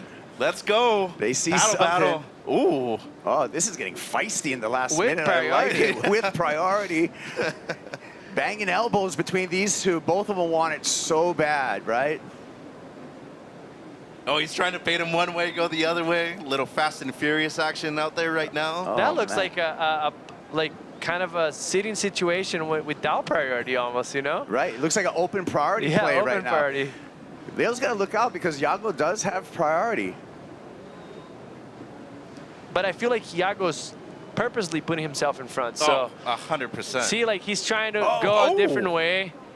And then Yago sits right there. Yago just said your head got in the way right there, Leo. Look at these two. 20 seconds. Fioravanti never to give up. Yago Dora nearly there. Fioravanti checking the Apple Watch, and Yago knows that he's closed this thing out, Mitchell. Wow, what a performance right here, especially with 2 heats available. Surfs the most amount of waves right here in the final, in the 2 semis, and 8 waves. Top 2, get him the victory. Kaipo, he's a champion once again. Congratulations, Yago Dora, on 2026 VIVO Rio Pro, presented by Cero. Champion, the home team loves it. The beach is erupting right now. Huge win for the local kid once again. I mean, he has just really moved through the rankings. First victory of 2026. Tahiti, Fiji, Lowers, Portugal. He's got a plethora of excellent locations once again to become back-to-back world champion, Kaipo. Oh, man. Well, you called it, Mitchell. When you talk about title favorites right now, you got to put Leo Fioravanti and Yago Dora on the list. I mean, it's a big journey ahead. You don't want to pick too early, and that's not what he's doing. He's actually just starting to pick halfway through the year. So with the best conditions that suits his surfing even better coming up in the next 3 events, or 4 or 5, whatever it'd say, because they all look very good for him. A big shout out to the Mayhem crew too. They have been making some excellent boards for Yago so far this season, and that driver looked amazing underneath his feet. And when we talk about that and the Surfboard Empire CT Shaper rankings, it's a sweep for Lost Mayhem. Yet again. Against both finals, against Sharp Eye. Yeah. Both of them goofy footers too. 50 years of championship tour surfing, Kaipo. And both again regular footers. That's pretty even, pretty even field for both of the shapers. Oh man, the Red Bull Jet Ski Parade and the green and yellow flags are out in bunches. And all kinds of stuff to celebrate for Brazil. Winning a World Cup game and now taking the win here at stop number 6 of the championship tour. And it truly is, when you come to Brazil, you not only have to beat their surfers, you have to beat the country, Kaipo. You have to be able to beat the beach, beat the noise. And so far, this guy has been able to consolidate that into something for himself. Take it as a massive W once again. Yeah, if the country wins. Yago Dora, again, our champ, and both Yago and Leo Fioravanti made for a very, very entertaining men's final. Oh yeah, 100%. He's getting mobbed, by the way, down there. Look at his coach, Leandro da Silva. He's like, let's get him going. Is he a coach? Is he a bodyguard? We don't know. Leandro da Silva doing some great work with Yago Dora. The crowd absolutely loving it. He's getting the popularity he deserves now, too. I feel he could crowd surf up to the... He probably could. Daniel Cortez, Leandro da Silva cheering Yago Dora up. That's the support squad right there that, you know, really keeps Yago focused on winning. And look how important one wave is. He almost lost on round 1. Turned the birds the beater in the last 9 minutes against Eli. Yeah. Got a whatever high 7 that he had. Very tricky wave that just shows how much of a champion ready he is for this moment. And then goes into winning the event and literally turning his ear. Yeah, this is going to turn 2026 in the favor of the defending world champ right now. So what a turn halfway through the season and for Yago Dora.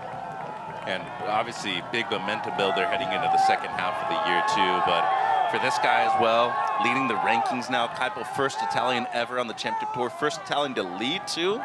That's the moment for European surfing. Yeah, I mean, you see big smiles on Leo's face just because he's had an excellent run here, and I feel it's going to continue when we go into the Pacific. But today is owned by Yago Dora. And speaking of owning, Yago Dora will also be owning a GWM Tank 300 in addition to points and money acquired here in Saquarema. Not a bad week at the office, huh, guys? Get a W, get a car out of it too. Of course, a nice paycheck right here at home in Brazil. But at this point, might as well just buy some property here in Saquarema too, make it a family gathering. Yeah. Move. Change your zip code. Always gracious with the fans, Yago Dora, as he makes his way down into the crowd. Big gap in between this event and Tahiti as well, so got about a month really to lay low and just chill and get, you know, summer groupings going, Kaipo. Well, there you go. You can see the storm flags blowing in the breeze, and the Brazilian storm, Jesse, is still very, very much alive. Yeah, definitely happening today on the beach. Yago taking the lead for the crew. Thanks also to all the fans who have come out here throughout all kinds of weather, and they've been, you know, holding with putting the event on hold, off days, and everything coming together today. The second to last day of the event window. All the businesses. Let's hear from our champion, Yago Dora. Thank you, Kaipo. Down here with the VIVO Rio Pro presented by Corona Cero. Your champion, Yago Dora. Thank you. Oh my God. It's unbelievable how many people are here with the rain and the storm. I'm so thankful for the energy. That filled me up for sure. I thought it was going to be an empty beach today, and I was like hoping for a big crowd, and the crowd really showed up even on the rain. And yeah, it's always amazing here. It's no secret that I love this place. So you could feel and hear the energy from the beach when you were going by after your waves? Yeah, for sure. Yeah, it's really special here. I love surfing in front of this crowd. I feel like it feels the fire for me, and yeah, just today I wasn't expecting anything like this at all. And yeah, just as soon as I walked down for my first heat this morning and I saw the beach was packed, I was like, I have to bring it to them, and they deserve this. And so on your big backside three, you knew you were going to make it? Yeah. That must be amazing to surf with confidence like that. Well, you won yourself a new truck as well. You're your highest point total for the finals. I mean, you've been on fire. The crowd is going crazy. The beach on a rainy day, you're #2 in the world. Yeah, that's really great, you know. I knew Leo was going to get a big advantage if he took that win, so it was really important to win this one and to get a little closer to him. And yeah, the goal is won, and I'm working so hard to get it again. How excited are you for the next couple of events coming around the corner, Tahiti and Fiji? Yeah, very excited. It's the best part right now. A couple of words in Portuguese for everybody here, your fans around the world. I mean, this beach is amazing. They want to hear it. Sim, agradecer muito a todo o público. Hoje foi dia impressionante, mesmo na chuva, no frio. A praia está completamente lotada para vir torcer pela gente. Desde que eu desci para minha primeira bateria, eu senti essa energia. Parece que eu sabia que ia dar tudo certo, que eu ia vencer, ia conseguir dar essa alegria para a galera, porque merecem muito. Obrigado a todos que me acompanham, a toda a minha equipe, minha família. Agradecer a Deus por ter guiado meus passos cada dia. E é isso, vamos seguindo rumo ao objetivo. Essa vitória me deixa mais perto do que eu quero alcançar e vamos embora. Obrigado. Obrigado, Yago Dora. Obrigado, Brazil. You're champion right here, Yago Dora. Congratulations, Yago Dora, two-time champ here at the VIVO Rio Pro, also a winner of a GWM Tank 300. When Yago wins, the whole beach wins. Well, we're gonna ride this energy into the Corona Cero post-show right after these messages.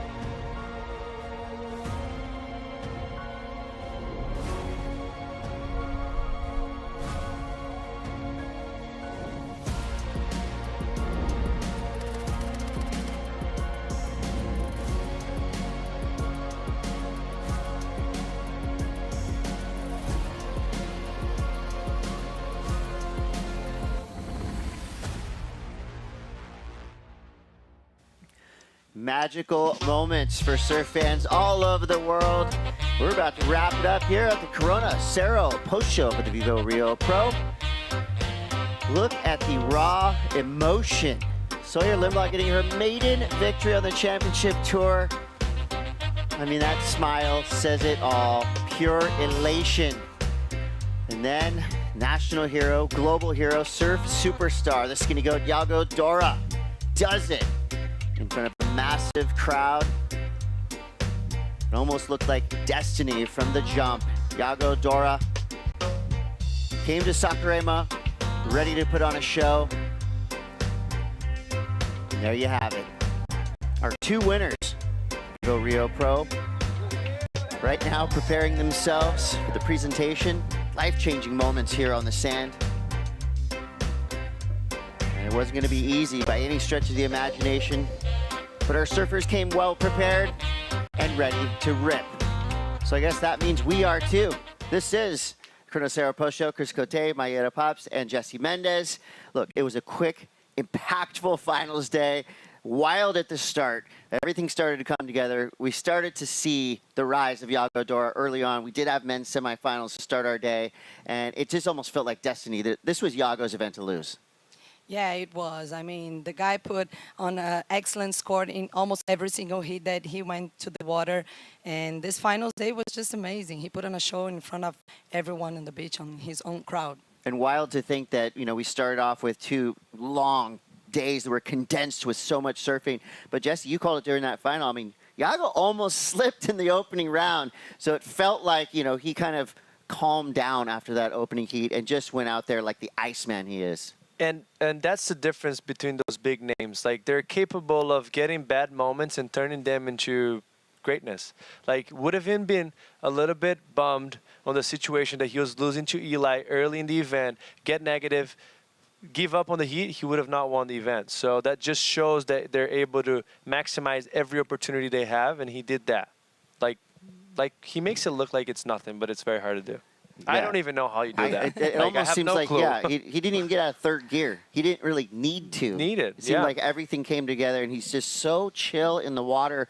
And it's like right when he stands up, I think everyone on the beach, everyone watching, we all feel the same thing. What is Yago about to do?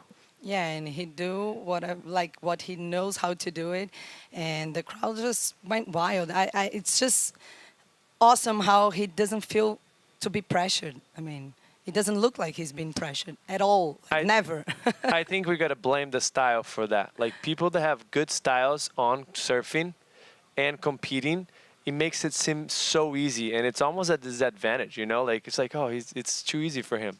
But it's just, you know, ability. Like, the guy's too good. And it was a big day for Goofyfoot. Sawyer Lindblad gets her maiden victory.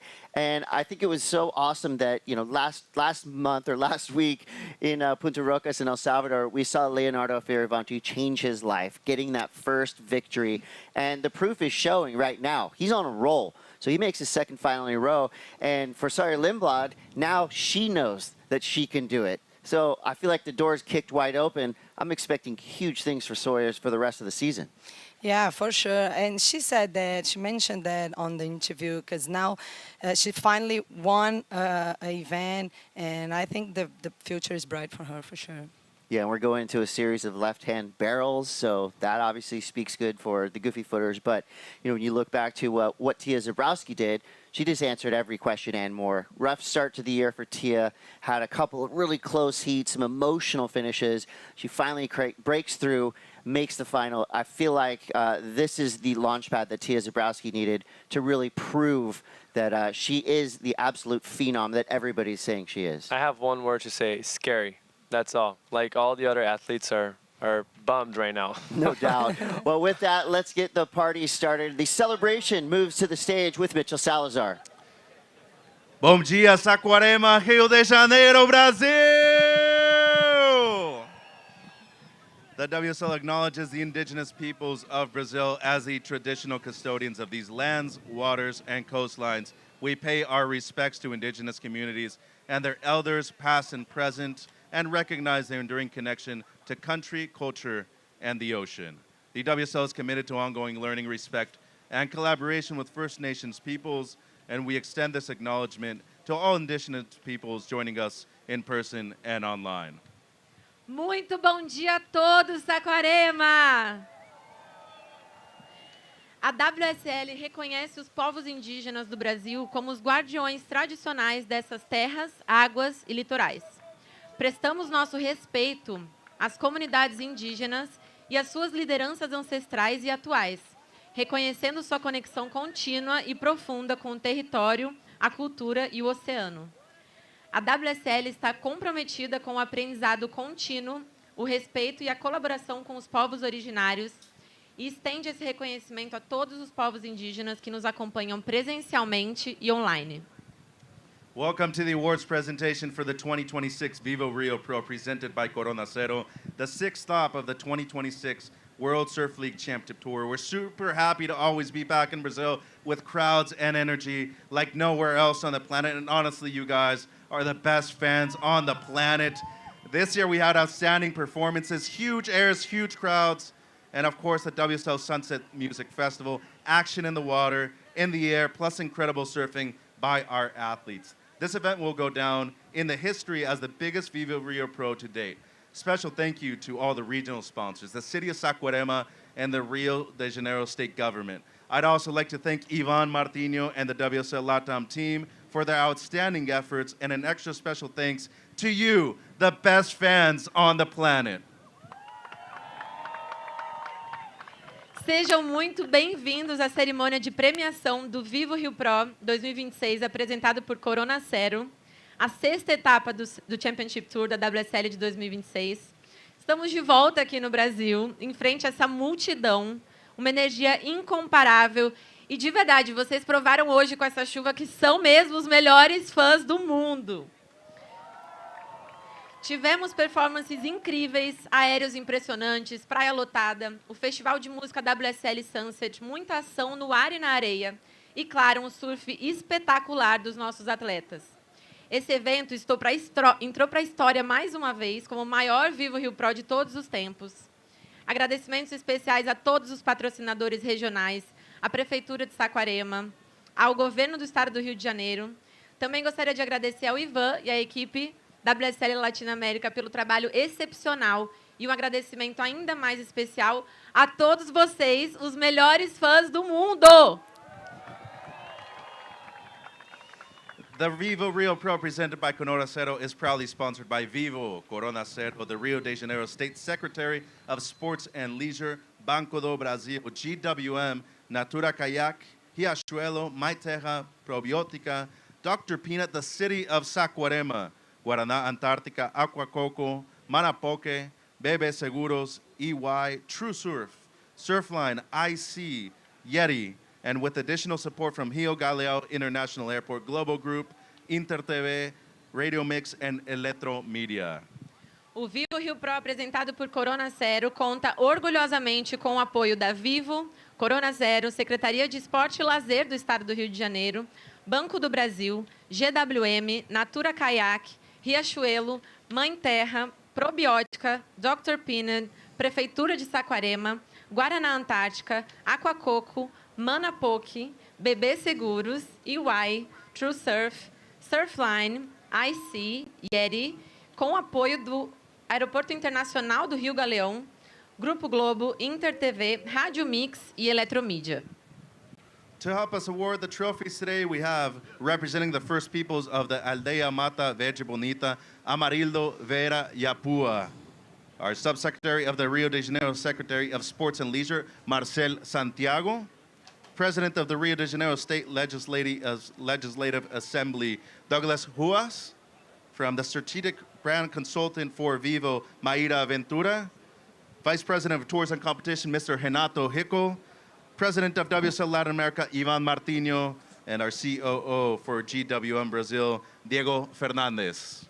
E para nos ajudar agora aqui na entrega dos troféus de hoje, contamos com a presença de, representando a aldeia Mata Verde Bonita de Maricá, Amarildo Vera Iapuá, representando o subsecretário de Esporte e Lazer do Estado do Rio de Janeiro, Marcel Santiago, presidente da Assembleia Legislativa do Estado do Rio de Janeiro, Douglas Ruas, vice-presidente consultora estratégica de patrocínios da Vivo, Maíra Ventura, vice-presidente de Tours e Competições, Renato Hickel, presidente da WSL da América Latina, Ivan Martinho, e CEO da GWM Brasil, Diego Fernandes. All right, it's the moment you all been waiting for. Let's give it up for the youngest surfer ever to qualify for the World Championship Tour, representing France, your 2026 VIVO Rio Pro Women's runner-up, Tia Zebrowski. Palmas para a vice-campeã Tia Zebrowski. Awarding the trophy, Mr. Marcel Santiago.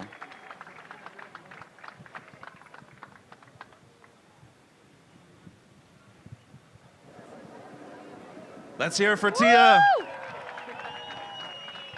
Tia, congratulations, your first final at the Championship Tour level. This event, obviously very great for you too, but more importantly, you find your consistency here on the Championship Tour. How do you feel after a long week, but a great event for yourself? Congratulations.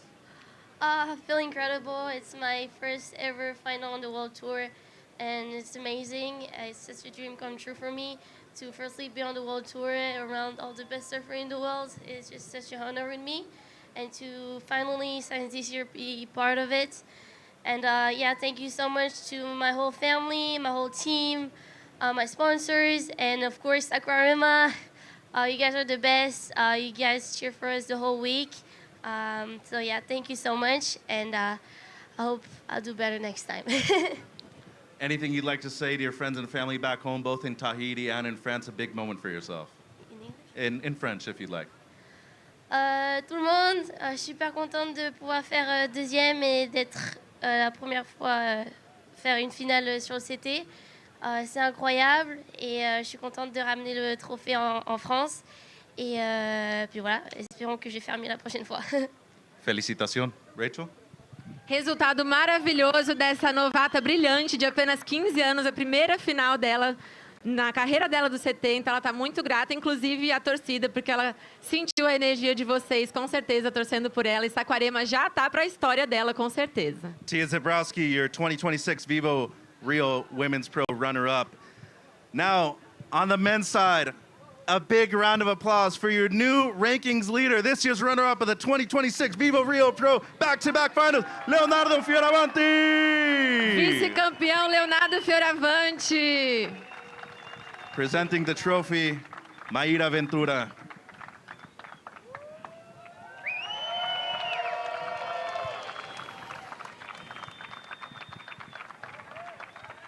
My friend, congratulations. A huge moment for yourself. You do it with your wife here, with your coach, Richard Dog Marsh, in the corner as always. Back-to-back finals, leading the rankings though. How does it feel leaving Brazil as #1 on the world?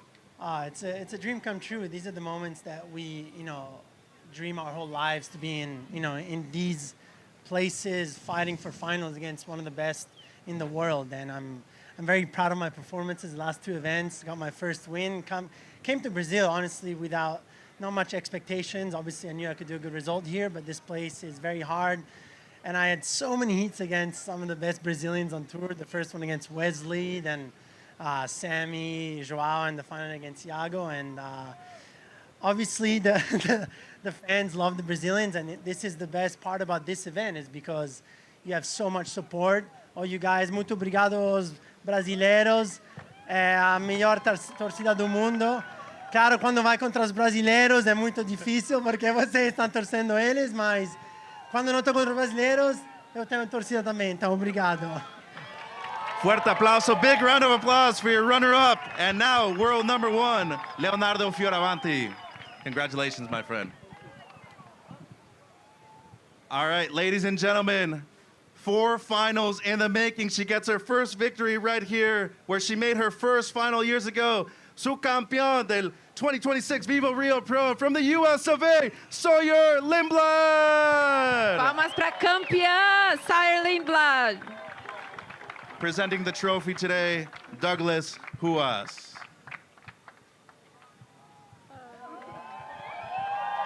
Lift that thing up high, Sawyer. Congratulations. I mean, this event for you historically has always been one of your very best. You qualified for the CT at this location. You made a final for the first time a few years ago. Now you get your first W. What do you have to say to this big audience that have really come to cheer you on finals day? Congratulations.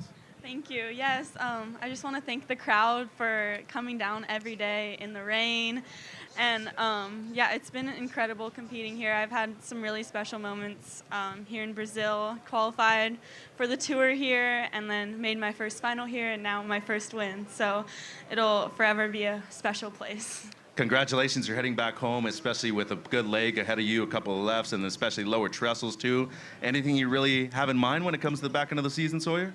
Oh, I'm just really excited. I'm really happy with the way I'm positioned on the rankings right now, and just want to carry the momentum for the back half of the year. And yeah, it's some really exciting stops coming up, so I'm really excited. Congratulations, Rachel. Ela está agradecendo a torcida brasileira, com certeza, que aqui é um lugar muito especial para ela. Ela qualificou para o CT aqui, primeira final e agora primeira vitória. Então, está agradecendo, vocês fazem parte dessa história e está muito empolgada para a posição que ela está no ranking agora. E muito boa sorte, parabéns. Let's hear it once again for your 2026 VIVO Rio Pro Women's Champion, Miss Sawyer Lindblad. And now, ladies and gentlemen, it is time. Your current and defending world champion, now a two-time VIVO Rio Pro champion. Let's give it up for the skinny goat, Mr. Yago Dora!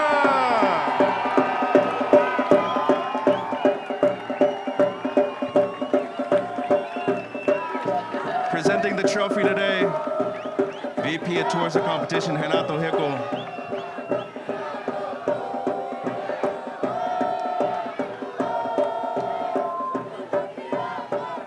Let's hear it, Sacktown. All right, Yago. 3 finals now, 2 victories here in Saquarema. This location really started your career back in 2017 when you just went on a rampage as a wild card. But now a champion once again in a great spot on the rankings. Parabéns. What an amazing feeling, my friend, especially in front of this crowd. Yeah, thank you. Eu quero começar falando obrigado a todo o público que veio para a praia. Eu não estava esperando isso hoje, mesmo embaixo de chuva, clima feio, vocês vieram, deram a energia de vocês e eu usei isso a meu favor. Eu agradeço de coração a todos vocês, de verdade, significa muito. Agradecer a Deus por ter guiado meus passos nesse evento. Estou muito feliz com mais essa vitória. Nada melhor que comemorar o título mundial do ano passado, vencendo aqui na frente de vocês. Estou muito feliz, meu time, time incrível que eu tenho do meu lado, estão comigo a toda hora, em qualquer situação. E todo mundo que me acompanha, minha família, meus amigos. Obrigado, gente. Thank you. Well, Yago really wants to thank the crowd for coming out here today. Rain or sunshine, they're always here providing warm support for yourself. The victory, your first one of the season, but it's not your first final. And we know how good you are in the back end of the season, too. I have you as my pick for back-to-back world champion. What do you say about that, and especially heading into a lot of great events in the back end of the season? Yeah, it's really important to get this win. Leo has been surfing amazing. Congratulations to all the finalists as well. It's been a great event. I want to thank the WSL also for the great communication we've been having between the athletes, and I think we made the right decision to wait for today. And the rain is out, but the crowd showed up anyways, and yeah, I'm really stoked. It's a good time of the year to get a win, and I sat on the second half of the season. Rachel? Uma final super importante para o Yago, né, contra o Léo, que também está surfando muito bem. Yago, acho que você já falou basicamente tudo. Esse lugar é muito especial, tem muita história sendo construída, né? Agora você teve essa final contra o Léo. Hoje de manhã você falou que não estava imaginando que isso fosse acontecer, mas ao mesmo tempo, na frente dessa plateia, dá vontade de chegar num resultado como esse, né? Parabéns. Sim, com certeza. A energia da galera me motiva. Fiquei muito feliz desde cedo, né? Hoje começou cedo o campeonato, com chuva, clima nublado, e mesmo assim a galera estava aqui para apoiar a gente. Então, agradeço de coração. Estou muito feliz pelo carinho de vocês. Feliz de dividir um pouco dessa vitória com cada um de vocês que está aqui na praia hoje. E é isso, vamos embora. Daqui a pouco tem mais. Parabéns, obrigada.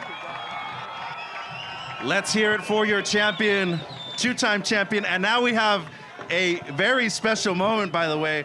I'd like to bring up Diego Fernandez, At this moment, GWM will be awarding a brand new GWM Tank 300 to the athlete that scored the highest heat total of the event of the final, be it men's or women's. And this new GWM vehicle, in addition to the event's winner as prize money, will also make the largest award ever in professional athlete surfing history right here at the VIVO Rio Pro. There was a lot on the line today. Diego, present the award to Mr. Yago Dora.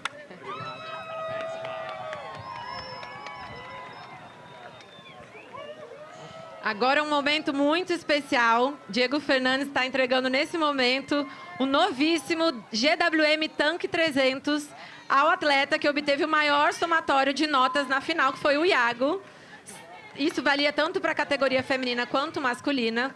Além da premiação em dinheiro destinada ao campeão do evento, esse novo veículo da GWM faz dessa premiação a maior já concedida a um atleta aqui no VIVO Rio Pro. Ou seja, tinha muito em jogo hoje aqui. All right, how about we get everybody up here for some photo opportunities and we crown the champions once again. Let's hear it, everybody, for your runner-ups and your champions of the VIVO Rio Pro, presented by Corona Cero.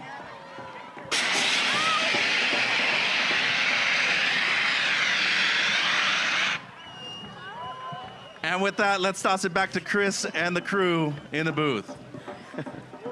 Smoke show. That got me at the end. Wow, congratulations to our champions. Yago Dora, Sawyer Lindblad. The San Clemente Cyclone, Sawblade, Sawyer coming through, and it looks like she's already comfortable on the podium, and that's great to see. And of course, Yago, he's been there before. I feel like once he gets his role starting, it's going to be full force, fully focused towards the end. You know, he's already probably thinking of pipeline, but of course, a lot of surfing left before then. Yeah, for sure. He's pretty good on the laps that is coming. And Tahiti, Fiji, we've seen him doing a really good surfing last year, so it's going to be fun. Well, Yago's road to the final was not an easy one. That we know. The men's side of the draw, of course, every single event absolutely stacked. There are no easy heats to get through. But look at the roll that Yago went on, taking out Miguel Pupo. And then he went up against Ethan Ewing, who is always going to be a threat. And then, of course, taking out Leonardo Fioravanti in the final. Cool stat here. All three surfers that Yago beat in this event have all won events in 2026. So that's the who's who of the men's championship tour that Yago went through. That was a stacked draw, and he also kind of got an in-form Eli that came in from a previous event, having his best result of the season so far. He was ripping here. And this is what he's done. The rhythm that he gets on these waves, the flow, the progression combined with all of that makes him that special and adaptable for the conditions of Itaúna. This is why we call it the Yago show. I mean, we're about to watch a video part right here. Like, literally. Beautiful carve. The transitions are so smooth, always timed it so well with the backwash, which could be your best friend, but for most, the worst enemy. And he knows exactly what to do in those situations right here on the semis on a tough day. Anyone's game today, like the wind got strong, but he found this gem of a wave, probably the best left. I saw it all morning today. And surfed it so well. Mayetta, I know you've seen a ton of events here. I mean, today was one of those days where it's the great equalizer out there. It was anyone's game because the waves were really challenging for all of the surfers. Yeah, and it was really hard to find opportunities, but it's really awesome how he can keep calm and do what he needs to do, like this one. Find a jam, stomp a huge air, and gets it. And you know what's cool is we got to see all of Yago's powers. You know, of course, he was on rail, he was doing big airs. Really, the total package. I mean, this is why he's a reigning world champion. This is why he's going to be right there in the conversation for a back-to-back title, which would be absolutely insane. And Jesse, I feel like Yago he's just getting better and better with every event. I was just going to say, we used to just look at him so much for the air game, but I don't agree with what I'm saying right now, but it almost feels like I like his rail game better right now. Like, does that, like, you know, that makes sense? Like, his rail game is so appealing, is so perfect that it's so fun to watch. Well, he's got just the sickest, smoothest style, too. Yeah. And then when you combine a really smooth style that, you know, he's kind of got that, like, cat-like ability. When you combine that power with that smoothest style, with every air in the book, you get a really special surfer, a superhuman surfer, and that is Yago Dora. 8.5 and a 6.5, a convincing heat victory. Give it up to Leo, 7.5 and a 5.67. I mean, he made it a battle from the jump. And Leo now, this is the first time in history we're going to see Leo in a yellow jersey. And I think he's going to wear it really well because this just shows his consistency, right? He just backed up that win in El Salvador with a second place finish, which is huge for the rest of his season. Yeah, for sure. He's looking like really solid and surfing so well. And 2 finals in a row, it's going to pump up his confidence for sure for the rest of the season. And I think Leo's kind of doing the same thing that Yago is doing, right? We just think of Leo as like the power guy. He's out there throwing airs in every heat he surfs. Yes, like he adapts it so well. Like he's ready for any conditions. And we're going into a sequence of events that suits his surfing very well. He's an incredible tube rider. So we're going to Chopu next month, and then we go straight into Fiji, which is also a combination of backhand surfing for him and tube riding, second to none. So he's going to match that yellow jersey very well. Can't wait to see what happens next on the men's side of the draw. Now let's flip things over to our women's champion, Sawyer Lindblad. I mean, she had to do it the hard way as well. Her path to the finals was filled with incredible obstacles. First taking out an event favorite, Luana Silva, who's been on fire in 2026, and then going up against her good friend and somewhat mentor, Caroline Marks, so that battle with the Goofy Footers in semifinal number 2. And then she was going up against the phenom, Tia Zabrowski, who made her first ever final as well. But for Sawyer, it was all about consistency, power, and their heat was wild from the jump. We start off with day 1 of Sawyer's road to the finals, and she's just looking so solid on her feet. She's looking calm, powerful, and again, super consistent. She made every heat her own. Of course, and she had to be Luana, but also the crowd, because the crowd was going wild for Luana. I thought there was such a scary heat because it felt like she was running away. She had those 2 waves, and one was having a big shocker. And all of a sudden, Luana got a 7.93, was only needing a 4-point-something to turn the heat over. Then she dodged that bullet, and then all of a sudden, she got in that roll, taking the win today. Beautiful surfing, opening up the carves, which is kind of unusual on the woman's side. They tend to do tighter carves, and she was really opening up, extending those turns, applying pressure on the front foot, and surfing incredibly well. Yeah, Sawyer was a machine throughout this entire event, rarely making mistakes, capitalizing on nearly every wave she rode. Last year we saw Cole Hausman come through here from San Clemente, get the men's victory. Well, for the women, San Clemente Cyclone. Sawyer Lindblad coming through. Pretty awesome. She got to do it in front of her dad, who was on the beach supporting her this whole week long. And even in the span of waves where, you know, she had to make little corrections, she did it great. And yeah, wave selection was right up there as well. Yeah, like that was a tricky, obviously, final. Both of the surfers couldn't really find their feet and their rhythm, but that's what the best surfers in the world do. They adapt to the situation. If they have to win with 7-point heat totals, they're gonna make it happen.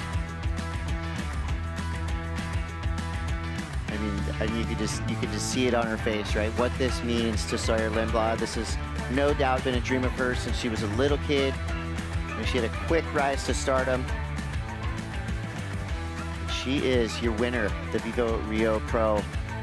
You know, and a lot of times those numbers, they don't matter. Andy Irons said it, a win is a win. You know, I think that they went out there in the trickiest part of the entire day. You know, they just had that window where the wind whipped up a little bit, but full credit to both our women surfers. You know, Sawyer Lindblad now putting herself right in the conversation for a potential title run, and for Tia Zabrowski, you know, I've said it ad nauseum at this point, time and time again.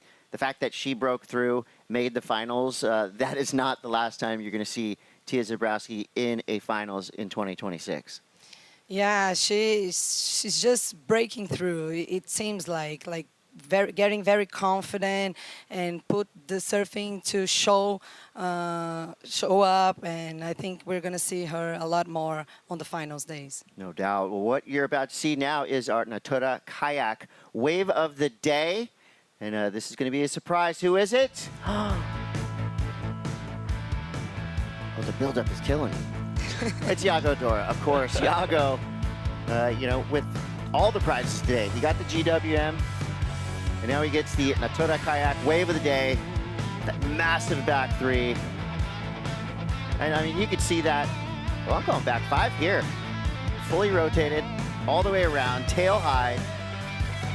I mean, airs don't get much better than that. And he projected to just clear that gap of the wave coming back up to make it a little bit smoother. Usually, if you fall right in the middle of that, there's no chances of you landing it. So that just shows how critical he gets and how dialed in he is in those progressive maneuvers.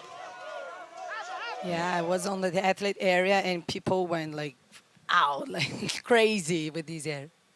Yeah, it was a wild moment. It felt like the whole place was shaking. Well, within this event, of course, there's so much to talk about, so much going on in and out of the water. One really cool element that some of our surfers were going for was a way of basically saving and preserving the place that we love. So Betty Lou Sakura Johnson was among this group in Surf for the Ocean. And so these surfers basically raised money with each wave they rode. Talking over $20,000 raised by the surfers that were participating. Yeah, a good amount. And they were surfing like to protect the ocean and places that we work here in Brazil as well, the national surfing reserves. And it was awesome what they did. We want to thank all the fans for supporting as well. All of your donations were doubled by WSL One Ocean, so a super cool way to help protect the places that we love. And it looks like just in time, the sun might be coming out, so we could be in for a really fun afternoon. Of course, the party atmosphere on the beach, even in the rain and the wind, was right up there with the best of the best we've seen of this entire season. Surf fans came out in full force here on a Friday. So now that all the numbers have been tabulated, let's take a look at our men's championship tour brand new live rankings, and look at this. History made by Leonardo Fioravanti, the first Italian surfer to ever lead the men's rankings on the championship tour. Italo right there in second place. Yago jumps to third. Gabriel drops to fourth. Miguel fifth. Sammy sixth. Ewing 7th. George Pitar hanging into that top 10, 8th place for now. Noah Igarashi and Liam O'Brien rounding out our top 10. So, as usual, what we've seen in 2026, Brazil with pretty much a stranglehold in the top 10, but Leo on top for the first time ever. Yeah, what an amazing job for Leo Fioravanti. Like, he came like progressing event by event, and now going yellow to Tahiti, where he already made semifinals there. It's huge. Yeah, it's a massive leap for Leonardo, and I think you started to see that telegraph at the beginning of the year. You started putting things together, and then of course the breakthrough performance in El Salvador sets him up for greatness here in Brazil. And as we know, we're getting close to that halfway mark on the championship tour. This is where things are really going to become a sprint, where every wave, every single heat is going to matter towards the title. Yeah, mostly in between the top 3 surfers right there. They all around 1,000 point difference, so that's basically one heat win difference in between those surfers. So anything counts. And we do have the discards, like you throw away a few results, so that all plays into matter as well. Even some guys that are a little lower, Gabriel, for an example, he has a very low discard. He lost first round here, so he's probably going to catch up as the year goes in, as we start throwing away results, and it's a big difference. So it's going to be a big run for the world title this year. Absolutely. Well, the same goes for the women's side of the draw. So we have brand new updated live rankings for the Women's Championship Tour for 2026. And just like that, Gabriella Bryan defends her top spot. She's going to hang on to that yellow jersey. Carissa Moore, second. Sawyer makes a huge leap up to third in the world. Luana Silva hanging on to that fourth place spot. Molly, Katie, Leahy, Caroline, 5, 6, 7, 8. Tyler Wright in ninth. And give it up to Nadia Aristarbe, rookie, in that 10th place position. And I think for Gabriella Bryan, I mean, she's got to be excited because she is really gnarly in big barreling waves as well.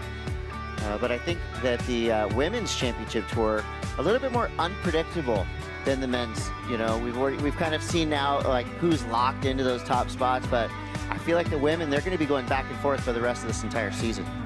And look what a win does to your rankings. Like Sawyer Lindblad jumped like 3 spots on the rankings. So, but as you mentioned, like it's wide open for the women. And if you think that the suspects that we expected to do well, or they're still doing well, but not to the standards that they carry, Molly and Caitlin Simmers are kind of like still pretty warm so far this year. And they're coming up to waves that suits their surfing very well. I personally think Molly's the best backhand tube rider we have in the world today on the women's side. And we're going back-to-back in tube riding waves left. So Caitlin, same thing, incredible tube rider. So they're probably going to catch up at this moment, and we'll see. It's going to be exciting. Bro, you're getting me fired up. I'm excited for the Pacific leg. Let's get barreled. Before we get there, let's take a look at our Empire Shaper rankings presented by VEA. And big days for Lost and Sharp Eye. They extend their lead, but look at that, 93,345 points for Lost again. I mean, we're talking about a dominant surfboard builder in Matt Biolos and Team Lost, and the proof is right there in the numbers. Huge lead. How are they going to be stopped? I don't think it's possible at this point. It's tough. They're picking the right surfers, right? Like, they got both of them 2 finals here against 2 Sharp Eyes, which is the 2nd place right now, and they took the win on both sides. So, I mean, Matt's doing something right. We got to mention that, and the whole team that is behind. We have Gian coming to all the events. Sharp Eye, same thing. We have Marcio in the Shaper room, and we have Yufu here. So they're taking the win, but he does have a big gap right now. Well, just another fun element to watch as the championship tour rolls on. Speaking of rolling on, something wicked this way comes. There is a monster just around the corner. That monster lives in Tahiti. Check it out.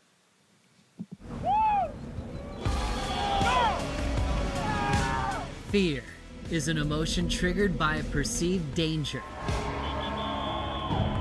It just screams, oh my gosh, how am I gonna survive?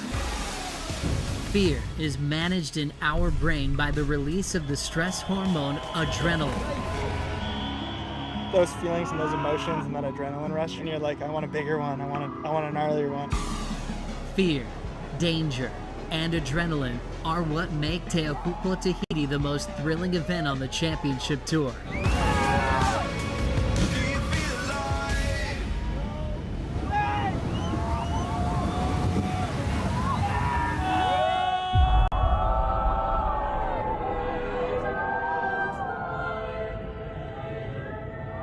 To succeed in Tahiti, you must accept the fear. In this lineup, you cannot hide. You must use its nervous energy, the adrenaline, as fuel for action. It's unrealistic to say that you overcome fear, but you gotta find a way to live with it and thrive off of it. Fear pushes us to step out of our comfort zone, something extraordinary. Fear is what makes me go out more because it's an addiction. It's my drug. Fear is what makes us human.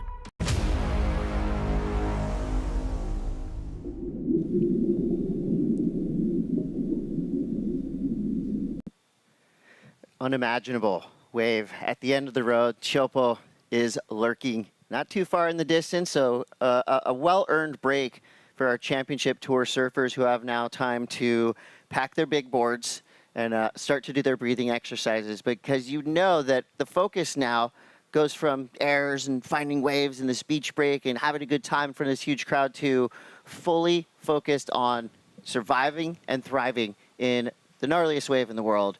And you know those thoughts are going to start to creep in. They've got about under a month off, but a lot of time to think about what's next. Yeah, a lot of time to get prepared for that. I'm really excited about seeing Gabriel Medina back in Tahiti. We know how good he is right there and also how much he loves that place. So coming back to the championship tour, I would love to watch him. I love this is going to be an ultimate test for these surfers. I mean, I'm so excited to watch. Also, another name to look is Jack Robinson. Having kind of an off year for him. His standards, once again, it's pretty high. And he's going to his home, pretty much. That's one of the waves that suits his surfing better than anyone. And with how much swell we've been having, I don't want to jinx us, but it's been a very consistent year. We have an El Nino year in the Pacifico, so there are probably going to be a lot of waves.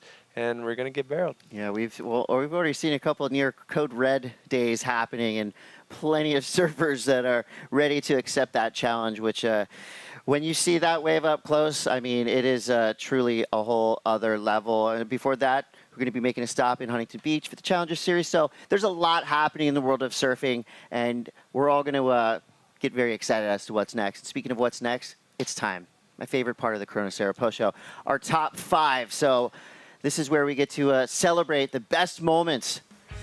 Dr. Peanut presents your top 5 moments of the VIVO Rio Pro presented by Corona Cero. We're going to go way back to the hometown hero, Joao. And this is how you want to start a contest. This was incredible. Yeah, look, awesome wave. He really showed where to have the best waves on this day and found this gem right there. Just barrel, really nice barrel. I love that they call it the backyard barrel. This house is literally right up the street. And this was a fun one to watch. Gabriella Bryan go make it up against Caroline Marks, and Gabby goes excellent. I mean, that was very impressive from Gabby. This turn, I was actually right by Betty Lou Sakura Johnson. He looked at me and she was baffled on how she landed that turn. There's a junction coming towards her, and she did it so well. That was impressive from Gabby. Power surfing, pushing through the water, rail, always committed. And very flowy, this event. She looked great. We got to witness a Cinderella story. Of course, if Cinderella was a phenom born in French Polynesia, her rise to her first CT final was special. Yeah, and beating 13 world titles, because she beat Stephanie Gilmore, Lakey Peterson, and Carissa Moore. So it was just amazing. She was so on point with her backhand. Can you tell me those names again one more time? Stephanie Gilmore, Lakey Peterson, and Carissa Moore. Huh. Those are 3 pretty good surfers, huh? I mean, how many event wins there is in between those 3 surfers? Thousands? Yeah, pretty much. Yeah, I mean, and to do it against that level of surfers, get her first CT final, just incredible. Congrats to Tia. And now we move on to the skinny goat, your number 2 on the Dr. Peanut top 5. Boom, your VIVO Rio Pro winner, Yago. As expected, surfer of the event, no doubt about it. Showman, good in the air, on rail, getting better and better every day and almost matching anyone. And just incredible surfing for him, adapting today in a very tricky condition, very broken swell with winds blowing cross shore into the right, and he just took advantage of that situation. It was like, you know what? I'm going to take the trophy no matter what. I know it wasn't, but he made that look real easy. Yeah. And getting her first ever championship tour victory. Give it up for San Clemente's Sawyer Lindblad. What a run. What a run, like a really tricky heat for the finals, but she found the best opportunities of the heat and set the win. Just got so emotional in the end, but now she knows that she's capable of. She knocked on the door a couple times, but there she is. Survival of the fittest. It got very tricky in that transition. They're the first heat that the tide was kind of high and the winds were strong, and she took advantage. Like she's almost making a Superwoman pose right there. There she was deserves it. Superwoman. You know, Sawyer Lindblad coming through as a super surfer, and what an event as always. Thank you so much to our hosts here in Saquarema, and of course all the fans that came out and all the fans that have been watching from all over the world. Thank you guys for getting involved and staying involved. I know it was probably a rough run for some of your fantasy teams. You know, I won my league, no big deal, finally. But what a way for Brazil to show up. We really saw something, you know, a wide range of what this place has to offer. Yeah, for sure. The first couple days, like a lot of heats done and people on the streets showing up. It was awesome the whole week. Yeah, and Jesse, I mean, you must be proud of Brazil not only showing up, but staying up. You know, we saw fans coming out in the dark, in the rain, in the wind, packing the beach here on finals day. I mean, Brazil parties every time, so it doesn't matter. And with this excuse to party for 2 weeks straight, it's even better. Oh, we finally get some sleep tonight. Well, tomorrow night. Yeah, you know how we go here. So congratulations to our winners, and thanks to all of you for watching. Before we let you go, let's take one more look at Tahiti, and then we're going to give you a video part of all the awesomeness that happened here in Rio. So on behalf of all of us, thank you so much for watching. We'll see you soon.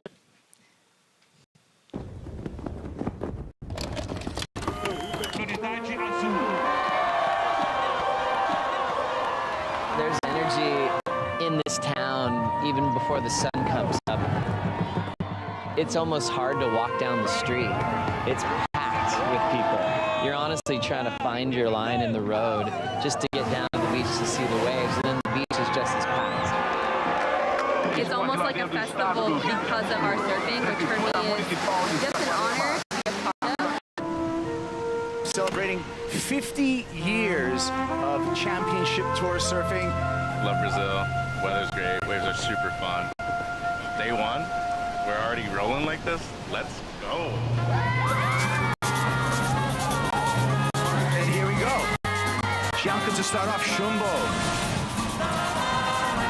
McGillivray is hunting a ramp. He sees it, hits it. McGillivray, who goes straight up into the air. Perfect front three.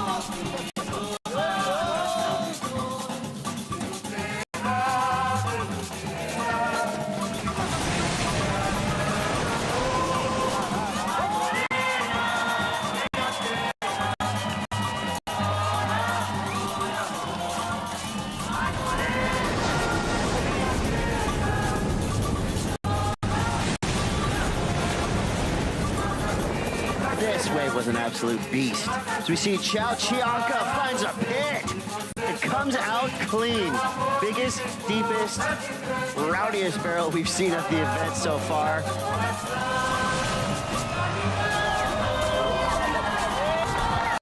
He's going off right now. Well, George Pitar, pit is in his name. So Pitar finds the pit, and that's what happened. The man without fear, Italo. Barrera slashes there.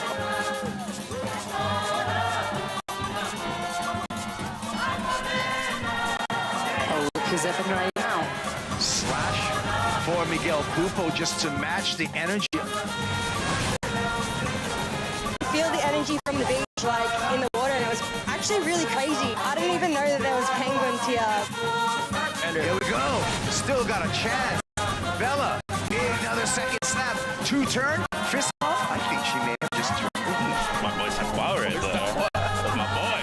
We love him here.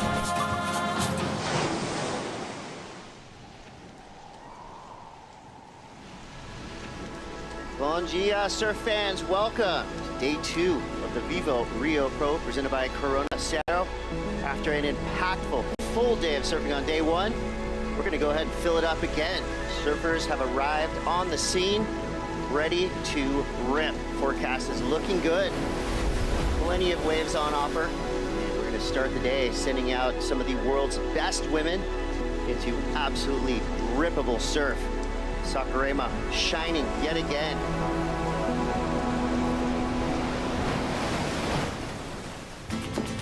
So that makes it official. We're on. Tatiana Weston-Webb making her return to competition. All right, Tatiana now. Deep bottom turn. Nice high line carve to start this wave, building up some speed.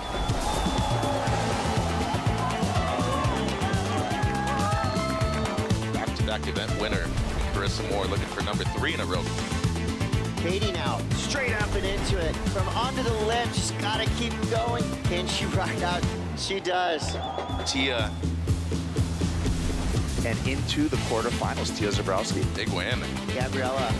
Sliding the lip, and then to get to the lip line. There it is, an 8-8-3. This is Luana on the backhand. Here she goes, needing pretty much a 6-point ride. Smaller wave, couple of nice aggressive snaps. Oh, beautiful finish. 6.2 Luana Silva turns the heat.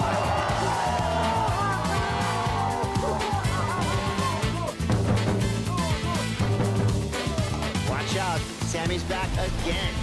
Quick snap to start this beautiful little left-hander, belts it. He wants the crowd to get involved. Leo, he is on to something special here in Saquarema. Pauli into the quarterfinals.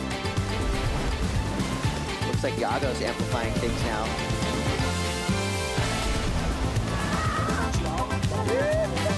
This wave is just opening up for the Basque surfer. 1, 2, 3 snaps. Caroline Marks. Well, congrats to Sawyer Lindblad into the semifinals. Bom dia, good morning from Saquarema, Rio, Brazil. It's the VIVO Rio Pro presented by Corona Cero. It's finals day.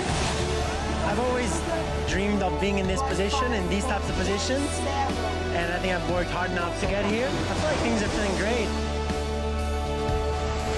I said if there's any place to turn things around, it should be at home, you know?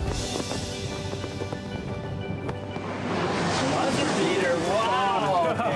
I feel good.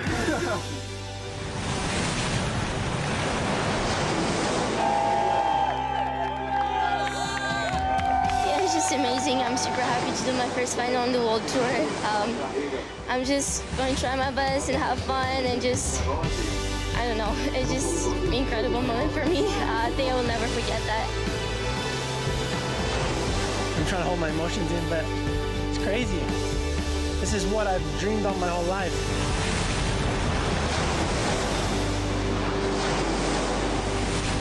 Your 2026 VIVO Rio Pro, presented by Corona Cero, your champ, Sawyer Lindblad. Congratulations, Yago on 2026 VIVO Rio Pro, presented by Corona Cero, champion. The home team loves it. The beach is erupting right now.